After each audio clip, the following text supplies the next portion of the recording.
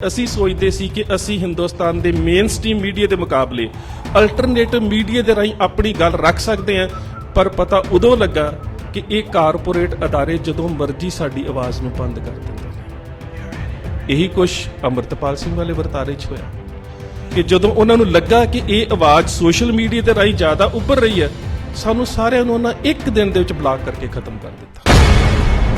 ਇਨ੍ਹਾਂ ਕਾਰਪੋਰੇਟ ਅਦਾਰਿਆਂ ਦੀਆਂ ਸਾਂਝਾਂ ਕਿਸੇ ਘੱਟ ਗਿਣਤੀ ਕੌਮ ਦੇ ਹੱਕਾਂ ਤੱਕ ਸੀਮਤ ਨਹੀਂ ਨੇ।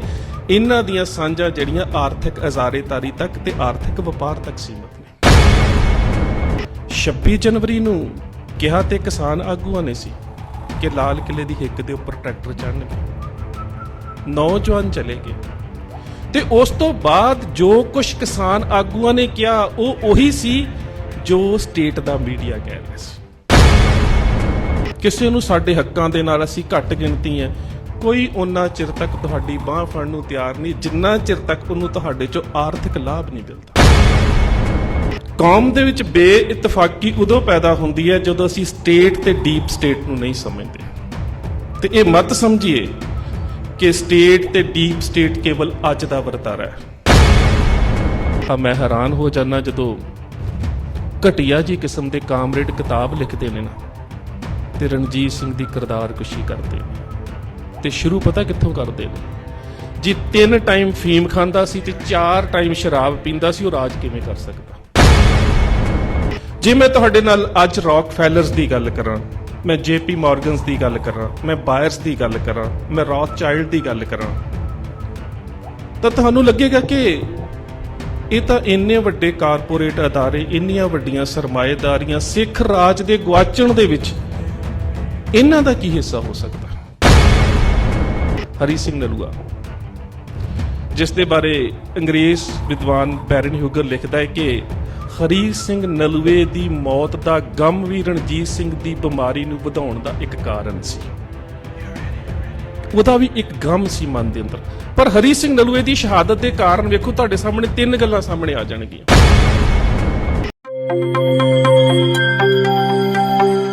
ਵਾਲੀਏ ਕੁਲ ਆਲਮ ਸ਼ਬਦ ਗੁਰੂ ਸਤਿਗੁਰੂ ਸ੍ਰੀ ਗੁਰੂ ਗਰੀਬ ਨਿਵਾਸ ਸਾਹਿਬ ਸ੍ਰੀ ਗੁਰੂ ਗ੍ਰੰਥ ਸਾਹਿਬ ਮਹਾਰਾਜ ਦੀ ਪਾਵਨ ਪਵਿੱਤਰ ਮੁਕੱਦਸ ਗੋਦ ਵਿੱਚ ਜੁੜ ਬੈਠੇ ਮੌਜਿਜ਼ ਹਾਜ਼ਰੀਨ, ਆਓ ਸਭ ਤੋਂ ਪਹਿਲਾਂ ਗੁਰਦੇਵ ਪਾਤਸ਼ਾਹ ਦੀ ਬਖਸ਼ਿਸ਼ ਪਵਿੱਤਰ ਫਤਿਹ ਬੁਲੰਦ ਕਰੀਏ। ਕੋਈ ਰਸਨਾ ਵਾਂਝੀ ਨਾ ਰਹੇ। ਸਤਿਕਾਰ ਸਹਿਤ ਆਖਣਾ ਜੀ ਵਾਹਿਗੁਰੂ ਜੀ ਕਾ ਖਾਲਸਾ ਵਾਹਿਗੁਰੂ ਜੀ ਕੀ ਫਤਿਹ। ਅੱਜ ਦਾ ਪ੍ਰਬੰਧਕ ਸਾਹਿਬਾਨ ਦੇ ਵੱਲੋਂ ਦਿੱਤਾ ਗਿਆ ਵਿਸ਼ਾ ਸਿੱਖ ਰਾਜ ਕਿਵੇਂ ਗਿਆ। ਵਿਸ਼ਾ ਇਵੇਂ ਦਾ ਹੈ ਕਿ ਤਕਰੀਬਨ ਬਹੁਤ ਕਿਤਾਬਾਂ ਦੇ ਵਿੱਚੋਂ ਪੜ੍ਹਿਆ ਵੀ ਜਾ ਸਕਦਾ ਹੈ, ਖਾਸ ਕਰਕੇ ਸਰਦਾਰ ਸੋਹਣ ਸਿੰਘ ਸੀਤਲ ਹੋਣਾ ਦੀ ਕਿਤਾਬ, ਤੇ ਹੋਰ ਵੀ 18ਵੀਂ ਸਦੀ ਤੋਂ ਲੈ ਕੇ ਸਿੱਖ ਅੰਪਾਇਰ ਤੱਕ ਬਹੁਤ ਸਾਰੇ ਐਸੇ ਇਤਿਹਾਸ ਦੇ ਸਰੋਤ ਮਿਲਦੇ ਨੇ ਜਿਨ੍ਹਾਂ ਦੇ ਵਿੱਚੋਂ ਇਸ ਵਿਸ਼ੇ ਦੇ ਬਾਰੇ ਬੜੀ ਗੰਭੀਰਤਾ ਦੇ ਨਾਲ ਜਾਣਕਾਰੀ ਹਾਸਲ ਕੀਤੀ ਜਾ ਸਕਦੀ ਹੈ। ਪਰ ਅਜੋਕੇ ਸਮੇਂ ਦੇ ਦੌਰਾਨ ਜਿਸ ਤਰ੍ਹਾਂ ਇਹ ਗੱਲ ਕਹੀ ਜਾਂਦੀ ਹੈ ਕਿ ਅਸੀਂ ਇਤਿਹਾਸ ਨੂੰ ਬਣਾਉਣ ਵਾਲੇ ਨਹੀਂ, we are not the makers of history but made by history। ਇਤਿਹਾਸ ਨੂੰ ਬਣਾਉਣ ਵਾਲੇ ਅਸੀਂ ਨਹੀਂ ਹਾਂ, ਪਰ ਇਤਿਹਾਸ ਤੋਂ ਬਣੇ ਹੋਏ ਆ, ਇਸ ਕਰਕੇ ਇਸ ਨੂੰ ਵੱਖ ਕਰਕੇ ਨਹੀਂ ਵੇਖਿਆ ਜਾ ਸਕਦਾ। ਸੋ ਇਤਿਹਾਸ ਨੂੰ ਵਾਚਣਾ ਤੇ ਅਜੋਕੇ ਸਮੇਂ ਦੇ ਵਿੱਚ ਉਸ ਇਤਿਹਾਸ ਦਾ ਅੱਜ ਦੇ ਰੂਪ ਦੇ ਵਿੱਚ ਅਧਿਐਨ ਕਰਨਾ ਤੇ ਅੱਜ ਦੀਆਂ ਸਮੱਸਿਆਵਾਂ ਨੂੰ ਸਮਝਣਾ, ਇਹ ਬਹੁਤ ਜ਼ਰੂਰੀ ਹੈ। ਸ਼ੇਰੇ ਪੰਜਾਬ ਮਹਾਰਾਜਾ ਰਣਜੀਤ ਸਿੰਘ। ਸਭ ਤੋਂ ਅਹਿਮ ਗੱਲ ਹੈ ਕਿ ਰਾਜ ਨੂੰ ਜਾਣ ਦੀ ਪ੍ਰਕਿਰਿਆ ਜਿਹੜੀ ਹੈ ਜਦੋਂ ਸ਼ੁਰੂ ਹੁੰਦੀ ਹੈ ਤਾਂ ਪਹਿਲੀ ਗੱਲ ਹੈ ਕੌਮ ਦੇ ਵਿੱਚ ਬੇਇਤਫਾਕੀ ਦਾ ਪੈਦਾ ਹੋਣਾ। ਕੌਮ ਦੇ ਵਿੱਚ ਬੇਇਤਫਾਕੀ ਉਦੋਂ ਪੈਦਾ ਹੁੰਦੀ ਹੈ ਜਦੋਂ ਅਸੀਂ ਸਟੇਟ ਤੇ ਡੀਪ ਸਟੇਟ ਨੂੰ ਨਹੀਂ ਸਮਝਦੇ। ਤੇ ਇਹ ਮਤ ਸਮਝੀਏ ਕਿ ਸਟੇਟ ਤੇ ਡੀਪ ਸਟੇਟ ਕੇਵਲ ਅੱਜ ਦਾ ਵਰਤਾਰਾ ਹੈ। ਇਹ ਉਨਾ ਹੀ ਪੁਰਾਣਾ ਵਰਤਾਰਾ ਹੈ ਜਦੋਂ ਰਾਜ ਸੱਤਾ ਹੋਂਦ ਚਾਹੁੰਦੀ ਹੈ। ਇਹ ਕੋਈ ਨਵਾਂ ਨਹੀਂ ਹੈ। ਜੇ ਮੈਂ ਤੁਹਾਡੇ ਨਾਲ ਅੱਜ ਰੌਕਫੈਲਰਸ ਦੀ ਗੱਲ ਕਰਾਂ, ਮੈਂ ਜੇਪੀ ਮੌਰਗਨਸ ਦੀ ਗੱਲ ਕਰਾਂ, ਮੈਂ ਬਾਇਰਸ ਦੀ ਗੱਲ ਕਰਾਂ, ਮੈਂ ਰੌਥਚਾਈਲਡ ਦੀ ਗੱਲ ਕਰਾਂ, ਤਾਂ ਤੁਹਾਨੂੰ ਲੱਗੇਗਾ ਕਿ ਇਹ ਤਾਂ ਇੰਨੇ ਵੱਡੇ ਕਾਰਪੋਰੇਟ ਅਦਾਰੇ, ਇੰਨੀਆਂ ਵੱਡੀਆਂ ਸਰਮਾਏਦਾਰੀਆਂ ਸਿੱਖ ਰਾਜ ਦੇ ਗੁਆਚਣ ਦੇ ਵਿੱਚ ਇਹਨਾਂ ਦਾ ਕੀ ਹਿੱਸਾ ਹੋ ਸਕਦਾ? ਕੁਦਰਤਨ ਤੁਹਾਡੇ ਦਿਮਾਗ 'ਚ ਆਵੇਗਾ, ਕਿਉਂਕਿ ਇੱਥੇ ਜਿੰਨੇ ਵੀ ਇਹ ਵੱਡੇ ਕਾਰਪੋਰੇਟ ਅਦਾਰੇ ਨੇ, ਇਹ ਤਾਂ ਉਹ ਅਦਾਰੇ ਨੇ ਜਿਹੜੇ ਬੈਂਕਾਂ ਨੂੰ ਖਰੀਦਣ ਦੀ ਸਮਰੱਥਾ ਰੱਖਦੇ ਨੇ। ਆਮ ਵਿਅਕਤੀ ਦੀ ਸਮਰੱਥਾ ਤਾਂ ਬੈਂਕ ਤੱਕ ਪੈਸਾ ਲੈ ਕੇ ਜਾਣ ਦੀ ਹੈ, ਤੇ ਜੇਪੀ ਮਾਰਗਨ ਵਰਗੇ ਤਾਂ ਉਹ ਅਦਾਰੇ ਨੇ ਜਿਹੜੇ ਬੈਂਕਾਂ ਨੂੰ ਖਰੀਦਣ ਦੀ ਸਮਰੱਥਾ ਰੱਖਦੇ ਨੇ। ਸੋ ਇਹ ਸਾਰੇ ਜਿਹੜੇ ਵਰਤਾਰੇ ਨੇ, ਇਹ ਉਹਨਾਂ ਕੌਮੀਅਤਾਂ ਨੂੰ ਕਿਸ ਤਰ੍ਹਾਂ ਦੇ ਨਾਲ ਆਪਣੇ ਅਧੀਨ ਲੈ ਕੇ ਆਉਂਦੇ ਨੇ। ਉਹ ਰਣਜੀਤ ਸਿੰਘ ਦੇ ਰਾਜ ਦੇ ਵਿੱਚੋਂ ਜਦੋਂ ਅਸੀਂ ਸਮਝਾਂਗੇ ਨਾ, ਤੇ ਸਾਨੂੰ ਕਿਤੇ ਨਾ ਕਿਤੇ ਅੱਜ ਦੇ ਹਾਲਾਤ ਸਮਝਣ ਦਾ ਮੌਕਾ ਜ਼ਰੂਰ ਮਿਲੇਗਾ। ਮੈਂ ਅੱਜ ਦੇ ਹਾਲਾਤਾਂ ਦੀ ਜੇ ਥੋੜੀ ਜਿਹੀ ਉਦਾਹਰਨ ਦੇਵਾਂ, ਜਦੋਂ ਅਸੀਂ ਮੇਨ ਸਟ੍ਰੀਮ ਮੀਡੀਆ ਦੀ ਗੱਲ ਕਰਦੇ ਸੀ, ਮੈਂ ਦੋ ਵਰਤਾਰਿਆਂ 'ਚ ਬੜਾ ਨੇੜੇ ਤੋਂ ਵੇਖਿਆ। ਮੈਨੂੰ ਦੀਪ ਸਿੱਧੂ ਦੇ ਨਾਲ ਰਹਿਣ ਦਾ ਬਹੁਤ ਮੌਕਾ ਮਿਲਿਆ। ਮੈਂ ਨੇੜੇ ਤੋਂ ਵੇਖਿਆ ਕਿ ਜਿਸ ਮੀਡੀਆ ਨੂੰ ਅਸੀਂ ਆਪਣਾ ਮੀਡੀਆ ਸਮਝਦੇ ਸੀ, ਸੋਸ਼ਲ ਮੀਡੀਆ, ਉਹ ਬਹੁਤ ਵੱਡੇ ਕਾਰਪੋਰੇਟ ਅਦਾਰਿਆਂ ਦਾ ਸੀ। ਅਸੀਂ ਸੋਚਦੇ ਸੀ ਕਿ ਅਸੀਂ ਹਿੰਦੁਸਤਾਨ ਦੇ ਮੇਨ ਸਟ੍ਰੀਮ ਮੀਡੀਆ ਦੇ ਮੁਕਾਬਲੇ ਅਲਟਰਨੇਟਿਵ ਮੀਡੀਆ ਦੇ ਰਾਹੀਂ ਆਪਣੀ ਗੱਲ ਰੱਖ ਸਕਦੇ ਹਾਂ, ਪਰ ਪਤਾ ਉਦੋਂ ਲੱਗਾ ਕਿ ਇਹ ਕਾਰਪੋਰੇਟ ਅਦਾਰੇ ਜਦੋਂ ਮਰਜ਼ੀ ਸਾਡੀ ਆਵਾਜ਼ ਨੂੰ ਬੰਦ ਕਰ ਦਿੰਦੇ ਨੇ। ਇਹੀ ਕੁਛ ਅੰਮ੍ਰਿਤਪਾਲ ਸਿੰਘ ਵਾਲੇ ਵਰਤਾਰੇ 'ਚ ਹੋਇਆ ਕਿ ਜਦੋਂ ਉਹਨਾਂ ਨੂੰ ਲੱਗਾ ਕਿ ਇਹ ਆਵਾਜ਼ ਸੋਸ਼ਲ ਮੀਡੀਆ ਦੇ ਰਾਹੀਂ ਜ਼ਿਆਦਾ ਉੱਭਰ ਰਹੀ ਹੈ, ਸਾਨੂੰ ਸਾਰਿਆਂ ਨੂੰ ਉਹਨਾਂ ਇੱਕ ਦਿਨ ਦੇ ਵਿੱਚ ਬਲਾਕ ਕਰਕੇ ਖਤਮ ਕਰ ਦਿੱਤਾ। ਸੋ ਪਹਿਲੀ ਗੱਲ ਤਾਂ ਸਾਨੂੰ ਇਹ ਸਮਝਣੀ ਪਵੇਗੀ ਕਿ ਮੇਨ ਸਟ੍ਰੀਮ ਮੀਡੀਆ ਦੇ ਮੁਕਾਬਲੇ ਜਿਹੜਾ ਅਲਟਰਨੇਟਿਵ ਮੀਡੀਆ ਸਿਰਜਿਆ ਜਾਂਦਾ, ਉਹਦੇ ਉੱਪਰ ਵੀ ਵੱਡੇ ਕਾਰਪੋਰੇਟ ਅਦਾਰੇ ਕਾਬਜ਼ ਨੇ। ਤੇ ਇਹਨਾਂ ਕਾਰਪੋਰੇਟ ਅਦਾਰਿਆਂ ਦੀਆਂ ਸਾਂਝਾਂ ਕਿਸੇ ਕੌਮ ਦੇ ਹੱਕਾਂ ਨੂੰ ਲੈ ਕੇ ਨਹੀਂ ਹੈਗੀਆਂ। ਇਹ ਗੱਲ ਪੱਕੀ ਪੱਲੇ ਵਾਲੀ ਹੈ। ਇਹਨਾਂ ਕਾਰਪੋਰੇਟ ਅਦਾਰਿਆਂ ਦੀਆਂ ਸਾਂਝਾਂ ਕਿਸੇ ਘੱਟ ਗਿਣਤੀ ਕੌਮ ਦੇ ਹੱਕਾਂ ਤੱਕ ਸੀਮਤ ਨਹੀਂ ਨੇ। ਇਹਨਾਂ ਦੀਆਂ ਸਾਂਝਾਂ ਜਿਹੜੀਆਂ ਆਰਥਿਕ ਅਜ਼ਾਰੇਦਾਰੀ ਤੱਕ ਤੇ ਆਰਥਿਕ ਵਪਾਰ ਤੱਕ ਸੀਮਤ ਨੇ। ਇਹ ਸਭ ਕੁਝ ਆਰਥਿਕਤਾ ਤੇ ਟਿਕਿਆ ਹੋਇਆ ਹੈ। ਕਿਸੇ ਨੂੰ ਸਾਡੇ ਹੱਕਾਂ ਦੇ ਨਾਲ ਅਸੀਂ ਘੱਟ ਗਿਣਤੀ ਹੈ, ਕੋਈ ਉਹਨਾਂ ਚਿਰ ਤੱਕ ਤੁਹਾਡੀ ਬਾਂਹ ਫੜਨ ਨੂੰ ਤਿਆਰ ਨਹੀਂ ਜਿੰਨਾ ਚਿਰ ਤੱਕ ਉਹਨੂੰ ਤੁਹਾਡੇ ਚੋਂ ਆਰਥਿਕ ਲਾਭ ਨਹੀਂ ਮਿਲਦਾ।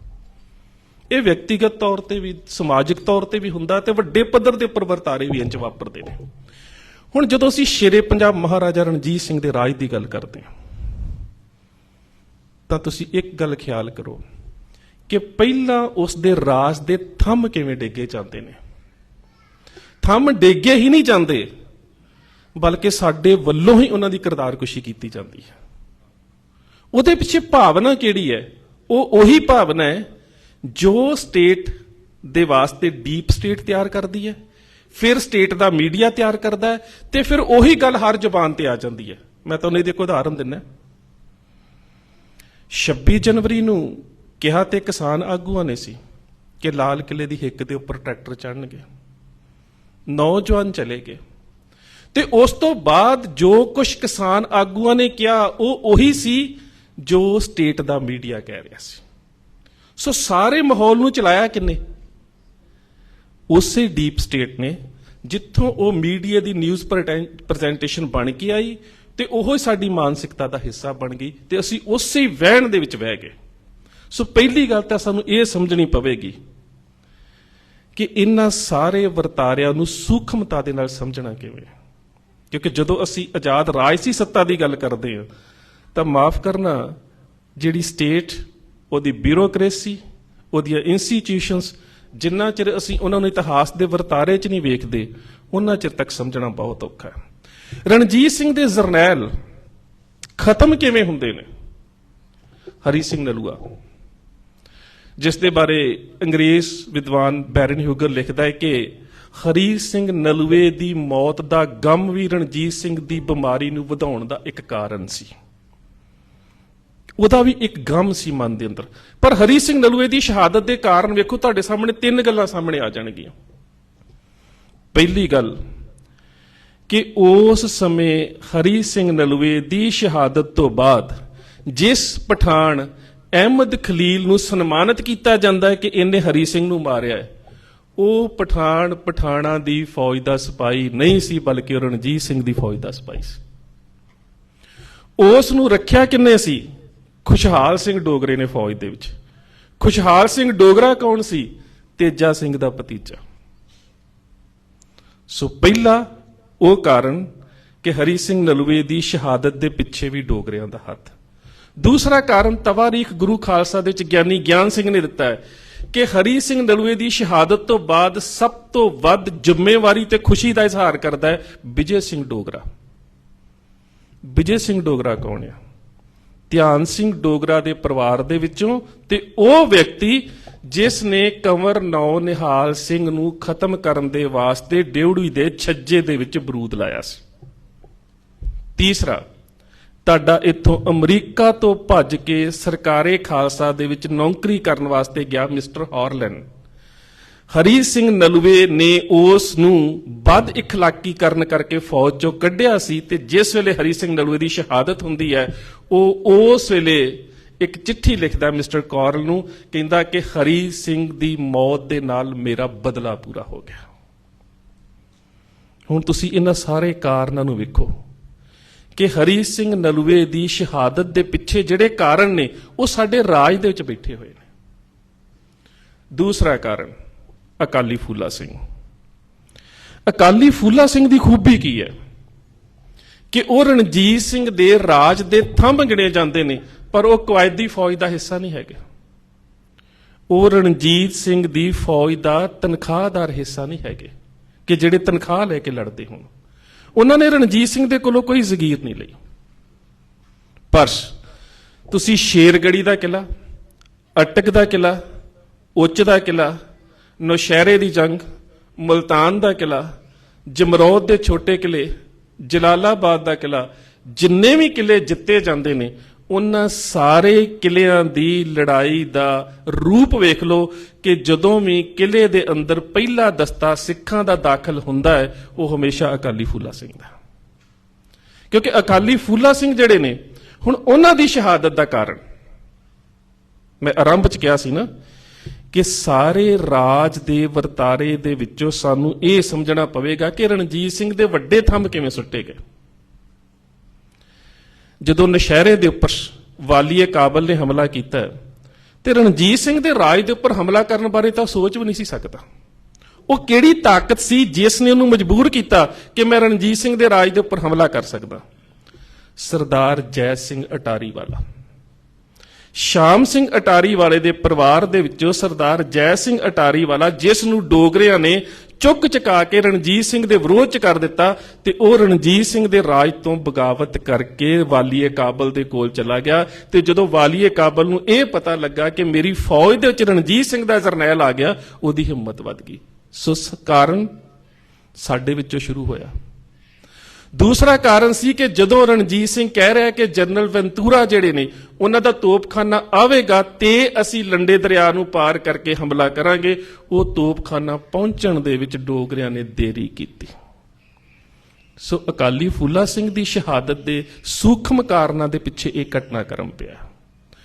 ਉਹਨਾਂ ਦੇ ਜਰਨੈਲ ਸਰਦਾਰ ਨਿਹਾਲ ਸਿੰਘ ਆਲੂਵਾਲੀਆ ਕਪੂਰਥਲੇ ਵਾਲੇ, ਸਰਦਾਰ ਫਤਿਹ ਸਿੰਘ ਆਲੂਵਾਲੀਆ, ਕੁਦਰਤਨ ਉਹਨਾਂ ਦੀ ਰਣਜੀਤ ਸਿੰਘ ਤੋਂ ਪਹਿਲਾਂ ਅਕਾਲ ਚਲਾਣਾ ਹੋ ਜਾਂਦਾ ਹੈ, ਪਰ ਇੰਨੀ ਛੋਟੀ ਉਮਰ 'ਚ ਕਾਰਨ ਕੀ ਨੇ ਅਜੇ ਸਪਸ਼ਟ ਨਹੀਂ। ਉਸ ਤੋਂ ਬਾਅਦ ਸਰਦਾਰ ਨਿਹਾਲ ਸਿੰਘ ਅਟਾਰੀ ਵਾਲੇ, ਸ਼ਾਮ ਸਿੰਘ ਅਟਾਰੀ ਵਾਲੇ ਦੇ ਪਿਤਾ ਜੀ 1818 ਦੇ ਵਿੱਚ ਚੜ੍ਹਾਈ ਕਰ ਜਾਂਦੇ ਨੇ। ਮੇਰਾ ਕਹਿਣ ਤੋਂ ਭਾਵ ਹੈ ਕਿ ਰਣਜੀਤ ਸਿੰਘ ਦੇ ਉਹ ਰਾਜ ਦੇ ਥੰਮ ਜਿਹੜੇ ਡੋਗਰਿਆਂ ਦੀਆਂ ਸਾਜ਼ਿਸ਼ਾਂ ਨੂੰ ਸਮਝਦੇ ਸੀ, ਪਹਿਲਾਂ ਹੌਲੀ ਹੌਲੀ ਰਾਜ ਦੇ ਵਿੱਚੋਂ ਹੀ ਬਗਾਵਤ ਕਰਵਾ ਕੇ ਖਤਮ ਕੀਤੇ ਗਏ। ਉਸ ਤੋਂ ਬਾਅਦ ਆ ਜਾਂਦੀ ਰਣਜੀਤ ਸਿੰਘ ਦੀ ਗੱਲ। ਮੈਂ ਹੈਰਾਨ ਹੋ ਜਾਂਦਾ ਜਦੋਂ ਘਟੀਆ ਜੀ ਕਿਸਮ ਦੇ ਕਾਮਰੇਡ ਕਿਤਾਬ ਲਿਖਦੇ ਨੇ ਨਾ ਤੇ ਰਣਜੀਤ ਸਿੰਘ ਦੀ ਕਿਰਦਾਰਕੁਸ਼ੀ ਕਰਦੇ ਨੇ, ਤੇ ਸ਼ੁਰੂ ਪਤਾ ਕਿੱਥੋਂ ਕਰਦੇ ਨੇ? ਜੇ 3 ਟਾਈਮ ਫੀਮ ਖਾਂਦਾ ਸੀ ਤੇ 4 ਟਾਈਮ ਸ਼ਰਾਬ ਪੀਂਦਾ ਸੀ, ਉਹ ਰਾਜ ਕਿਵੇਂ ਕਰ ਸਕਦਾ? ਬੜੀ ਅਜੀਬ ਗੱਲ ਹੈ ਕਿ 3 ਟਾਈਮ ਫੀਮ ਖਾਣ ਵਾਲਾ ਤੇ ਸਾਰਾ ਦਿਨ 4 ਟਾਈਮ ਸ਼ਰਾਬ ਪੀਣ ਦਾ ਮਤਲਬ ਹੈ ਕਿ ਸਾਰਾ ਦਿਨ ਰਾਜਾ ਸ਼ਰਾਬੀ ਰਹਿੰਦਾ ਸੀ। ਕਿ ਸਾਰਾ ਦਿਨ ਸ਼ਰਾਬੀ ਰਹਿਣ ਵਾਲਾ ਰਾਜਾ 40 ਸਾਲ ਇੰਨਾ ਵੱਡਾ ਰਾਜ ਸਥਾਪਿਤ ਕਰ ਸਕਦਾ ਹੈ ਕਿ ਜਿਸ ਰਾਜ ਦੀ ਆਰਥਿਕਤਾ ਨੈਪੋਲੀਅਨ ਤੋਂ ਵੱਧ ਮਜ਼ਬੂਤ ਹੋਵੇ। ਇਸੇ ਕਰਕੇ ਜਿੱਥੋਂ ਮੈਂ ਗੱਲ ਸ਼ੁਰੂ ਕੀਤੀ ਸੀ ਰੌਥਚਾਈਲਡ ਘਰਾਣੇ ਦੀ, ਬਾਇਰਸ ਦੀ, ਮਨਸੈਂਟੋ ਦੇ ਮਾਲਕਾਂ ਦੀ, ਰੌਕਫੈਲਰਸ ਦੀ ਤੇ ਤੁਹਾਡੇ JP ਮੋਰਗਨਸ ਦੀ, ਮੈਂ ਸ਼ੁਰੂ ਕਿਉਂ ਕੀਤੀ ਸੀ ਇਸ ਕਰਕੇ ਕੀਤੀ ਸੀ ਕਿ ਦੁਨੀਆ ਦੇ ਜਿੰਨੀਆਂ ਵੀ ਬਾਦਸ਼ਾਹੀਆਂ ਨੇ ਉਹ ਉਹਨਾਂ ਸਮਿਆਂ ਦੇ ਵਿੱਚ ਆਰਥਿਕ ਤੌਰ ਤੇ ਇਹਨਾਂ ਕੋਲੋਂ ਕਰਜ਼ੇ ਲੈ ਰਹੀਆਂ ਸੀ। ਇੱਕ ਦੋ ਰਾਜੇ ਸੀ ਜਿਹੜੇ ਇਹਨਾਂ ਵਰਲਡ ਬੈਂਕਰਸ ਦੇ ਕਰਜ਼ਦਾਰ ਨਹੀਂ ਸਨ, ਇੱਕ ਨਪੋਲੀਅਨ ਤੇ ਇੱਕ ਸ਼ੇਰੇ ਪੰਜਾਬ ਮਹਾਰਾਜਾ ਰਣਜੀਤ ਸਿੰਘ। ਇਹਨਾਂ ਦੋਹਾਂ ਨੂੰ ਹੀ ਇੱਕੋ ਹੀ ਤਰੀਕੇ ਦੇ ਨਾਲ ਖਤਮ ਕੀਤਾ ਗਿਆ, ਕਿਉਂਕਿ ਇਹ ਜਿਹੜੀ ਸਿੱਖਾਂ ਦੀ ਆਜ਼ਾਦ ਰਾਜਨੀਤਿਕ ਸੱਤਾ ਸੀ, ਇਸ ਰਾਜਨੀਤਿਕ ਸੱਤਾ ਦਾ ਪ੍ਰਭਾਵ ਇਹ ਸੀ ਕਿ ਸਾਡਾ ਆਰਥਿਕ ਮਿਆਰ ਇੰਨਾ ਮਜਬੂਰ ਸੀ। ਔਰ ਤੁਸੀਂ ਇਹ ਵੇਖੋ ਕਿ ਰਣਜੀਤ ਸਿੰਘ ਦੇ ਅਕਾਲ ਚਲਾਣੇ ਤੋਂ ਬਾਅਦ ਜਦੋਂ ਮਿਸਟਰ ਹੈਨਰੀ, ਲਾਰੈਂਸ ਹੈਨਰੀ, ਜਦੋਂ ਸਾਰਾ ਖਜ਼ਾਨਾ ਅੰਗਰੇਜ਼ਾਂ ਨੂੰ ਸੌਂਪਦਾ, ਉਹਦੇ ਚੋਂ ਬਹੁਤ ਸਾਰਾ ਖਜ਼ਾਨਾ ਅਜੇ ਡੋਗਰੇ ਲੈ ਕੇ ਜਾ ਚੁੱਕੇ ਸਨ, ਪਰ ਉਹਦੇ ਬਾਵਜੂਦ ਵੀ ਦੁਨੀਆ ਦਾ ਸਭ ਤੋਂ ਵੱਧ ਸੋਨਾ ਤੇ ਨਕਦੀ ਜਿਹੜੀ ਹੈ ਉਹ ਰਣਜੀਤ ਸਿੰਘ ਦੇ ਖਜ਼ਾਨੇ ਚੋਂ ਮਿਲਦੀ ਹੈ। ਇਹਦਾ ਮਤਲਬ ਆਰਥਿਕ ਤੌਰ ਤੇ ਰਣਜੀਤ ਸਿੰਘ ਮਜ਼ਬੂਤ ਕਿਉਂ ਸੀ? ਹੁਣ ਇਸ ਗੱਲ ਤੇ ਆ ਜਾਈਏ। ਰਣਜੀਤ ਸਿੰਘ ਦੀ ਮਜ਼ਬੂਤੀ ਦਾ ਰਾਜ ਕੀ ਸੀ? ਆਰਥਿਕ ਸਰੋਤ ਕਿਹੜੇ ਸੀ ਉਹਦੇ? ਬਹੁਤ ਵੱਡੇ ਸੀ। ਜੇਕਰ ਤੁਸੀਂ ਰਣਜੀਤ ਸਿੰਘ ਦੀ ਰਾਜ ਦੇ ਆਰਥਿਕ ਸਰੋਤਾਂ ਨੂੰ ਸਮਝਣਾ ਹੈ ਨਾ, ਤੇ ਤੁਹਾਨੂੰ ਇੱਕ ਚਿੱਠੀ ਨੂੰ ਵਾਚਣਾ ਪਵੇਗਾ ਜਿਹੜੀ ਦਲੀਪ ਸਿੰਘ ਨੇ ਉਸ ਵੇਲੇ ਦੀ ਬਰਤਾਨੀਆ ਦੀ ਰਾਣੀ ਨੂੰ ਲਿਖੀ ਸੀ। ਕਹਿੰਦਾ ਬੇਸ਼ੱਕ ਸਾਰਾ ਪੰਜਾਬ ਮੈਨੂੰ ਨਾ ਦਿਓ, ਬੇਸ਼ੱਕ ਸਾਰਾ ਪੰਜਾਬ ਮੈਨੂੰ ਨਾ ਦਿਓ, ਮੈਨੂੰ ਆਪਣੇ ਬਾਦਨਪੁਰ ਇਲਾਕੇ ਦੀਆਂ ਸਾਲਟ ਰੇਂਜਸ ਦਾ ਕਬਜ਼ਾ ਦੇ ਦਿਓ, ਲੂਣ ਦੀਆਂ ਖਾਣਾਂ ਦਾ ਕਬਜ਼ਾ। ਜਦੋਂ ਮਾਨ ਸਿੰਘ ਨੇ ਉਸ ਇਲਾਕੇ ਦੇ ਉੱਪਰ ਕਬਜ਼ਾ ਕੀਤਾ ਨਾ, ਸਾਲ ਦੀ ਆਮਦਨੀ ਜਿਹੜੀ 18,000 ਰੁਪਈਆ ਸੀ, ਤੇ ਰਣਜੀਤ ਸਿੰਘ ਦੇ ਸਮੇਂ ਤੱਕ ਇਹਨਾਂ ਲੂਣ ਦੀਆਂ ਖਾਣਾਂ ਦੀ ਆਮਦਨੀ ਜਿਹੜੀ ਹੈ ਉਹ 18 ਲੱਖ ਪ੍ਰਤੀ ਸਾਲ ਹੋ ਚੁੱਕੀ ਸੀ। ਹੁਣ ਕੀ ਸੀ ਉਸ ਲੂਣ ਦੀਆਂ ਖਾਣਾਂ 'ਚ? ਇਹ ਵੀ ਸਮਝਣਾ ਪਵੇਗਾ। ਲੂਣ ਹੀ ਹੈ, ਖਾਣ ਵਾਲਾ ਲੂਣ ਸੀ, ਉਹਦੇ ਵਿੱਚ ਕਿਹੜੀ ਵਿਸ਼ੇਸ਼ਤਾ ਸੀ? ਫਿਰ ਤੁਹਾਨੂੰ ਅਮਰੀਕਾ ਦੇ ਉੱਪਰ ਕੇਂਦਰਿਤ ਕਰਨਾ ਪੈਣਾ ਧਿਆਨ ਕਿ ਉਹਨਾਂ ਦੇ ਵਿੱਚ ਕੀ ਸੀ।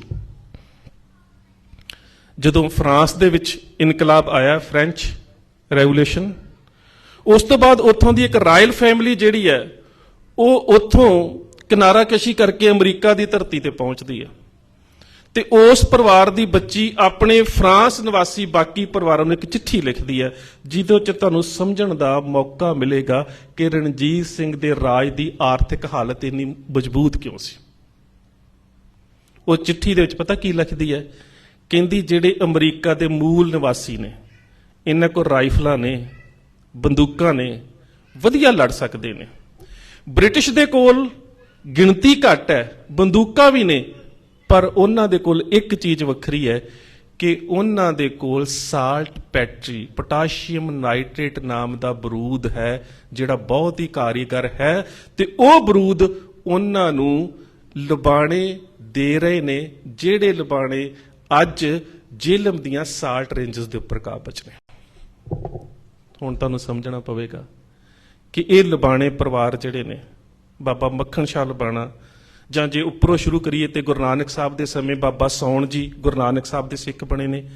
ਬਾਬਾ ਸੌਣ ਜੀ ਦੇ ਪੁੱਤਰ ਬਾਬਾ ਅਰਥਾ ਜੀ, ਉਹਨਾਂ ਦੇ ਪੁੱਤਰ ਬਾਬਾ ਦਾਸਾ ਜੀ, ਬਾਬਾ ਦਾਸਾ ਜੀ ਦੇ ਪੁੱਤਰ ਬਾਬਾ ਬਿੰਨਾ ਜੀ, ਬਾਬਾ ਬਿੰਨਾ ਜੀ ਤੋਂ ਬਾਅਦ ਦਾਸਾ ਜੀ, ਤੇ ਉਸ ਤੋਂ ਬਾਅਦ ਬਾਬਾ ਮੱਖਣ ਸ਼ਾਹ ਲਬਾਣਾ ਜੀ।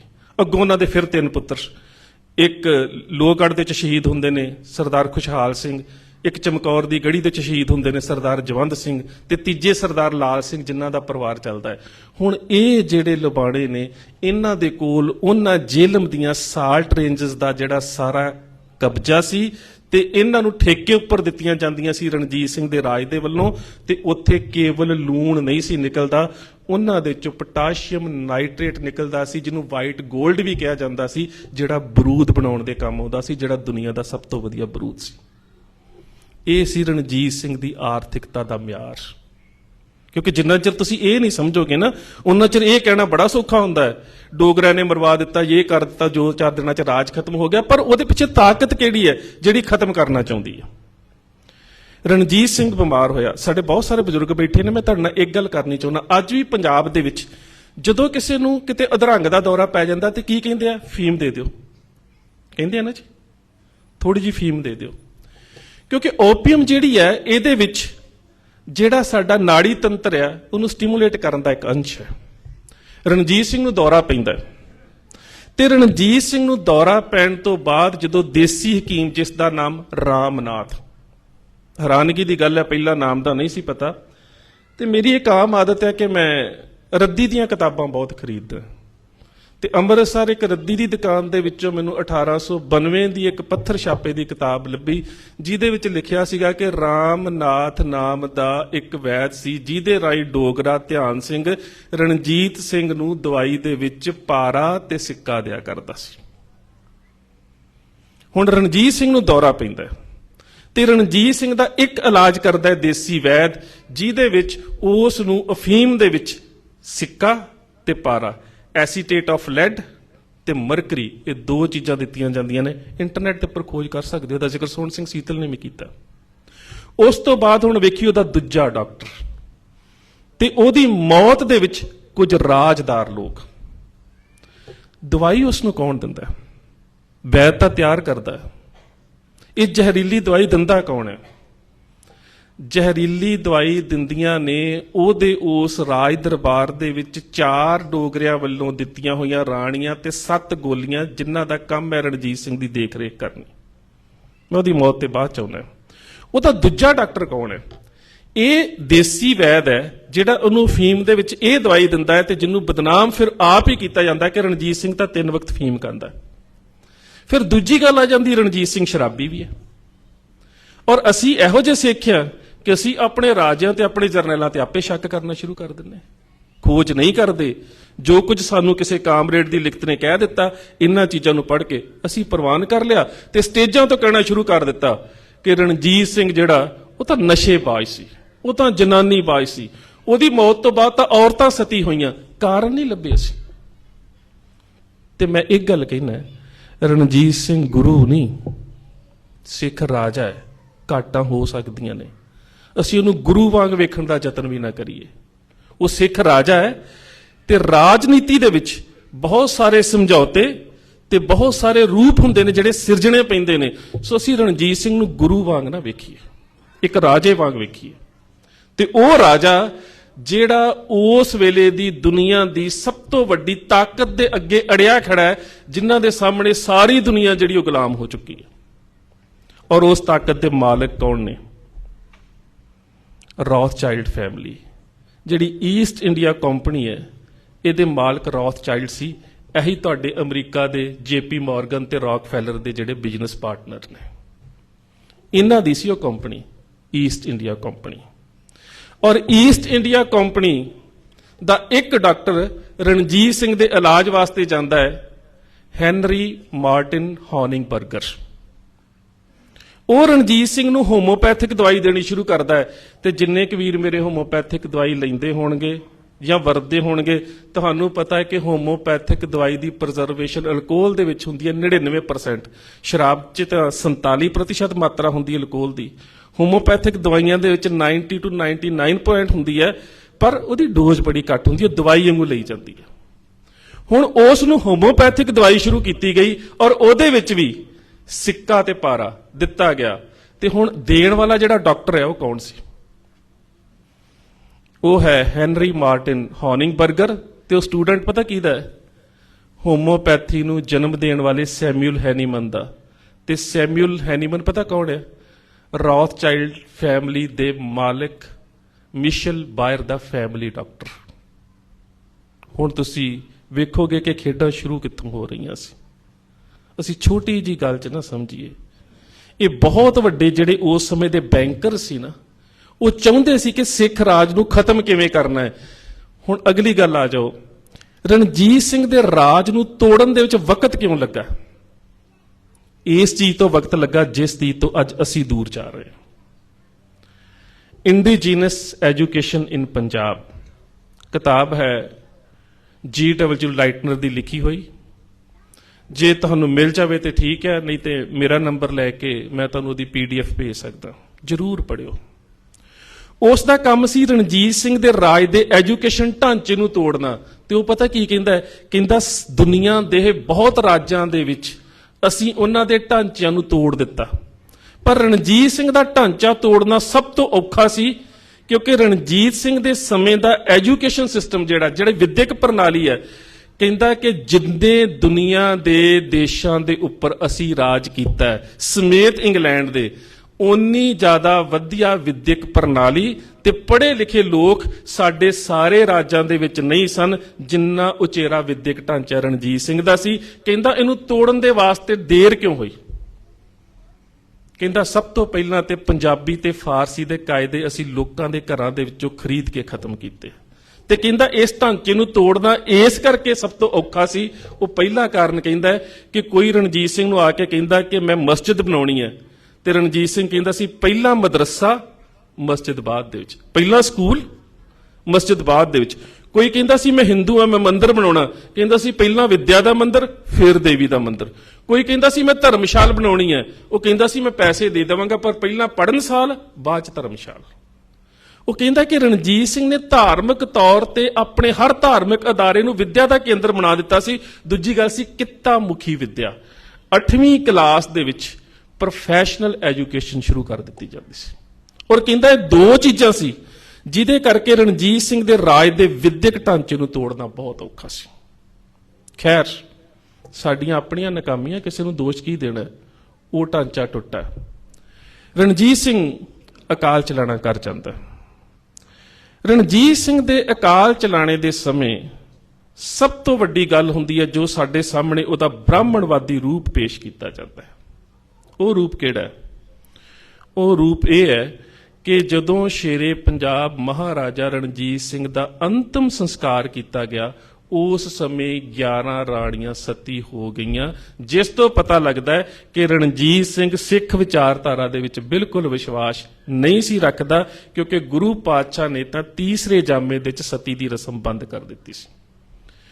ਹੁਣ ਖਿਆਲ ਕਰੋ, ਰਣਜੀਤ ਸਿੰਘ ਦੀ ਰਾਣੀ ਸ਼ੇਰ ਸਿੰਘ ਦੀ ਮਾਂ ਵੀ ਹੈ, ਰਣਜੀਤ ਸਿੰਘ ਦੀ ਰਾਣੀ ਦਲੀਪ ਸਿੰਘ ਦੀ ਮਾਂ ਵੀ ਹੈ, ਰਣਜੀਤ ਸਿੰਘ ਦੀ ਰਾਣੀ ਕੰਵਰ ਖੜਕ ਸਿੰਘ ਦੀ ਮਾਂ ਵੀ ਹੈ, ਰਣਜੀਤ ਸਿੰਘ ਦੀ ਰਾਣੀ ਕਵਲ ਪਿਸ਼ੌਰਾ ਸਿੰਘ ਦੀ ਮਾਂ ਵੀ ਹੈ, ਰਣਜੀਤ ਸਿੰਘ ਦੀ ਰਾਣੀ ਕਵਲ ਕਸ਼ਮੀਰਾ ਸਿੰਘ ਦੀ ਮਾਂ ਵੀ ਹੈ।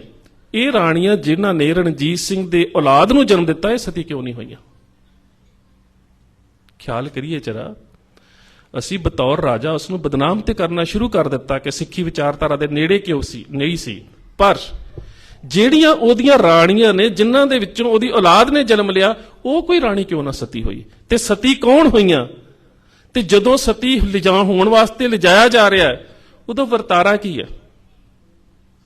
ਉਸ ਵੇਲੇ ਧਿਆਨ ਸਿੰਘ ਡੋਗਰੇ ਨੇ ਇਹ ਜਿਹੜੀਆਂ 11 ਸਤੀ ਹੋਣ ਵਾਲੀਆਂ ਬੀਬੀਆਂ ਨੇ ਜਿਨ੍ਹਾਂ ਦੇ ਵਿੱਚ 4 ਰਾਣੀਆਂ ਤੇ 7 ਗੋਲੀਆਂ, ਆਪਣੇ ਸਿਪਾਹੀਆਂ ਨੂੰ ਹੁਕਮ ਦਿੱਤਾ ਕਿ ਜਦੋਂ ਇਹ ਤਿਆਰ ਹੋ ਕੇ ਜਾਣਗੀਆਂ ਇਹਨਾਂ ਦੇ ਅੱਗੇ ਇੱਕ ਇੱਕ ਵਿਅਕਤੀ ਚਿਹਰਾ ਵੇਖਣ ਵਾਲਾ ਸ਼ੀਸ਼ਾ ਲੈ ਕੇ ਚੱਲੇਗਾ। ਹਿਸਟਰੀ ਆਫ ਪੰਜਾਬ ਮੁਹੰਮਦ ਲਤੀਫ ਨੂੰ ਪੜ੍ਹ ਲਿਓ। ਹੁਣ ਤੁਸੀਂ ਥੋੜਾ ਜਿਹਾ ਦਿਮਾਗ ਤੇ ਜ਼ੋਰ ਪਾਉਣ ਦਾ ਯਤਨ ਕਰੋਗੇ ਕਿ ਉਹ ਸਤੀ ਹੋਣ ਵਾਸਤੇ ਜਾ ਰਹੀਆਂ ਨੇ, ਉਹਨਾਂ ਦੇ ਵਾਸਤੇ 2 ਸਿਪਾਹੀ ਸ਼ੀਸ਼ਾ ਫੜ ਕੇ ਕਿਉਂ ਚੱਲ ਰਹੇ ਨੇ?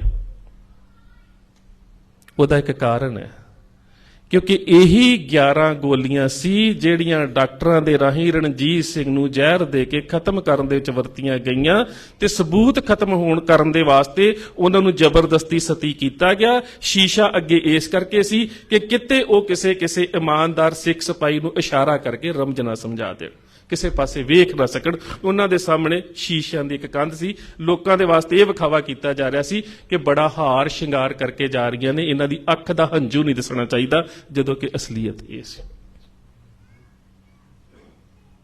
ਇਹ ਸੀ ਰਣਜੀਤ ਸਿੰਘ ਦੇ ਜਾਣ ਦੇ ਕਾਰਨ। ਤੇ ਰਾਜ ਉਹ ਕੈਸਾ ਸੀ? ਤੁਸੀਂ ਦੁਨੀਆ ਦੇ ਜਿੰਨੇ ਵੀ ਉਸ ਸਮੇਂ ਦੇ ਰਾਜ ਨੇ ਉਹਨਾਂ ਰਾਜਾਂ ਦੀ ਇੱਕ ਤਸਵੀਰ ਆਪਣੀ ਮਾਨਸਿਕਤਾ 'ਚ ਸੋਚਣ ਦਾ ਯਤਨ ਕਰੋ।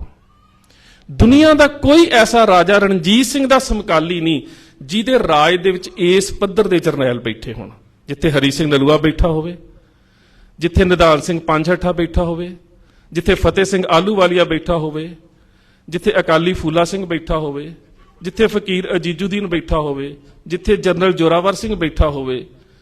ਇਹੋ ਜਿਹੇ ਜਰਨੈਲ ਜਿੱਥੇ ਬੈਠੇ ਹੋਣ, ਇੱਕ ਵੀ ਰਾਜ ਤੁਹਾਨੂੰ ਐਸਾ ਨਹੀਂ ਮਿਲੇਗਾ ਜਿੱਥੇ ਰਾਜੇ ਦੇ ਬਰਾਬਰ ਦੇ ਜਰਨੈਲ ਰਾਜ ਸੱਤਾ ਦੇ ਵਿੱਚ ਹੋਣ। ਪਰ ਤੋੜਿਆ ਗਿਆ।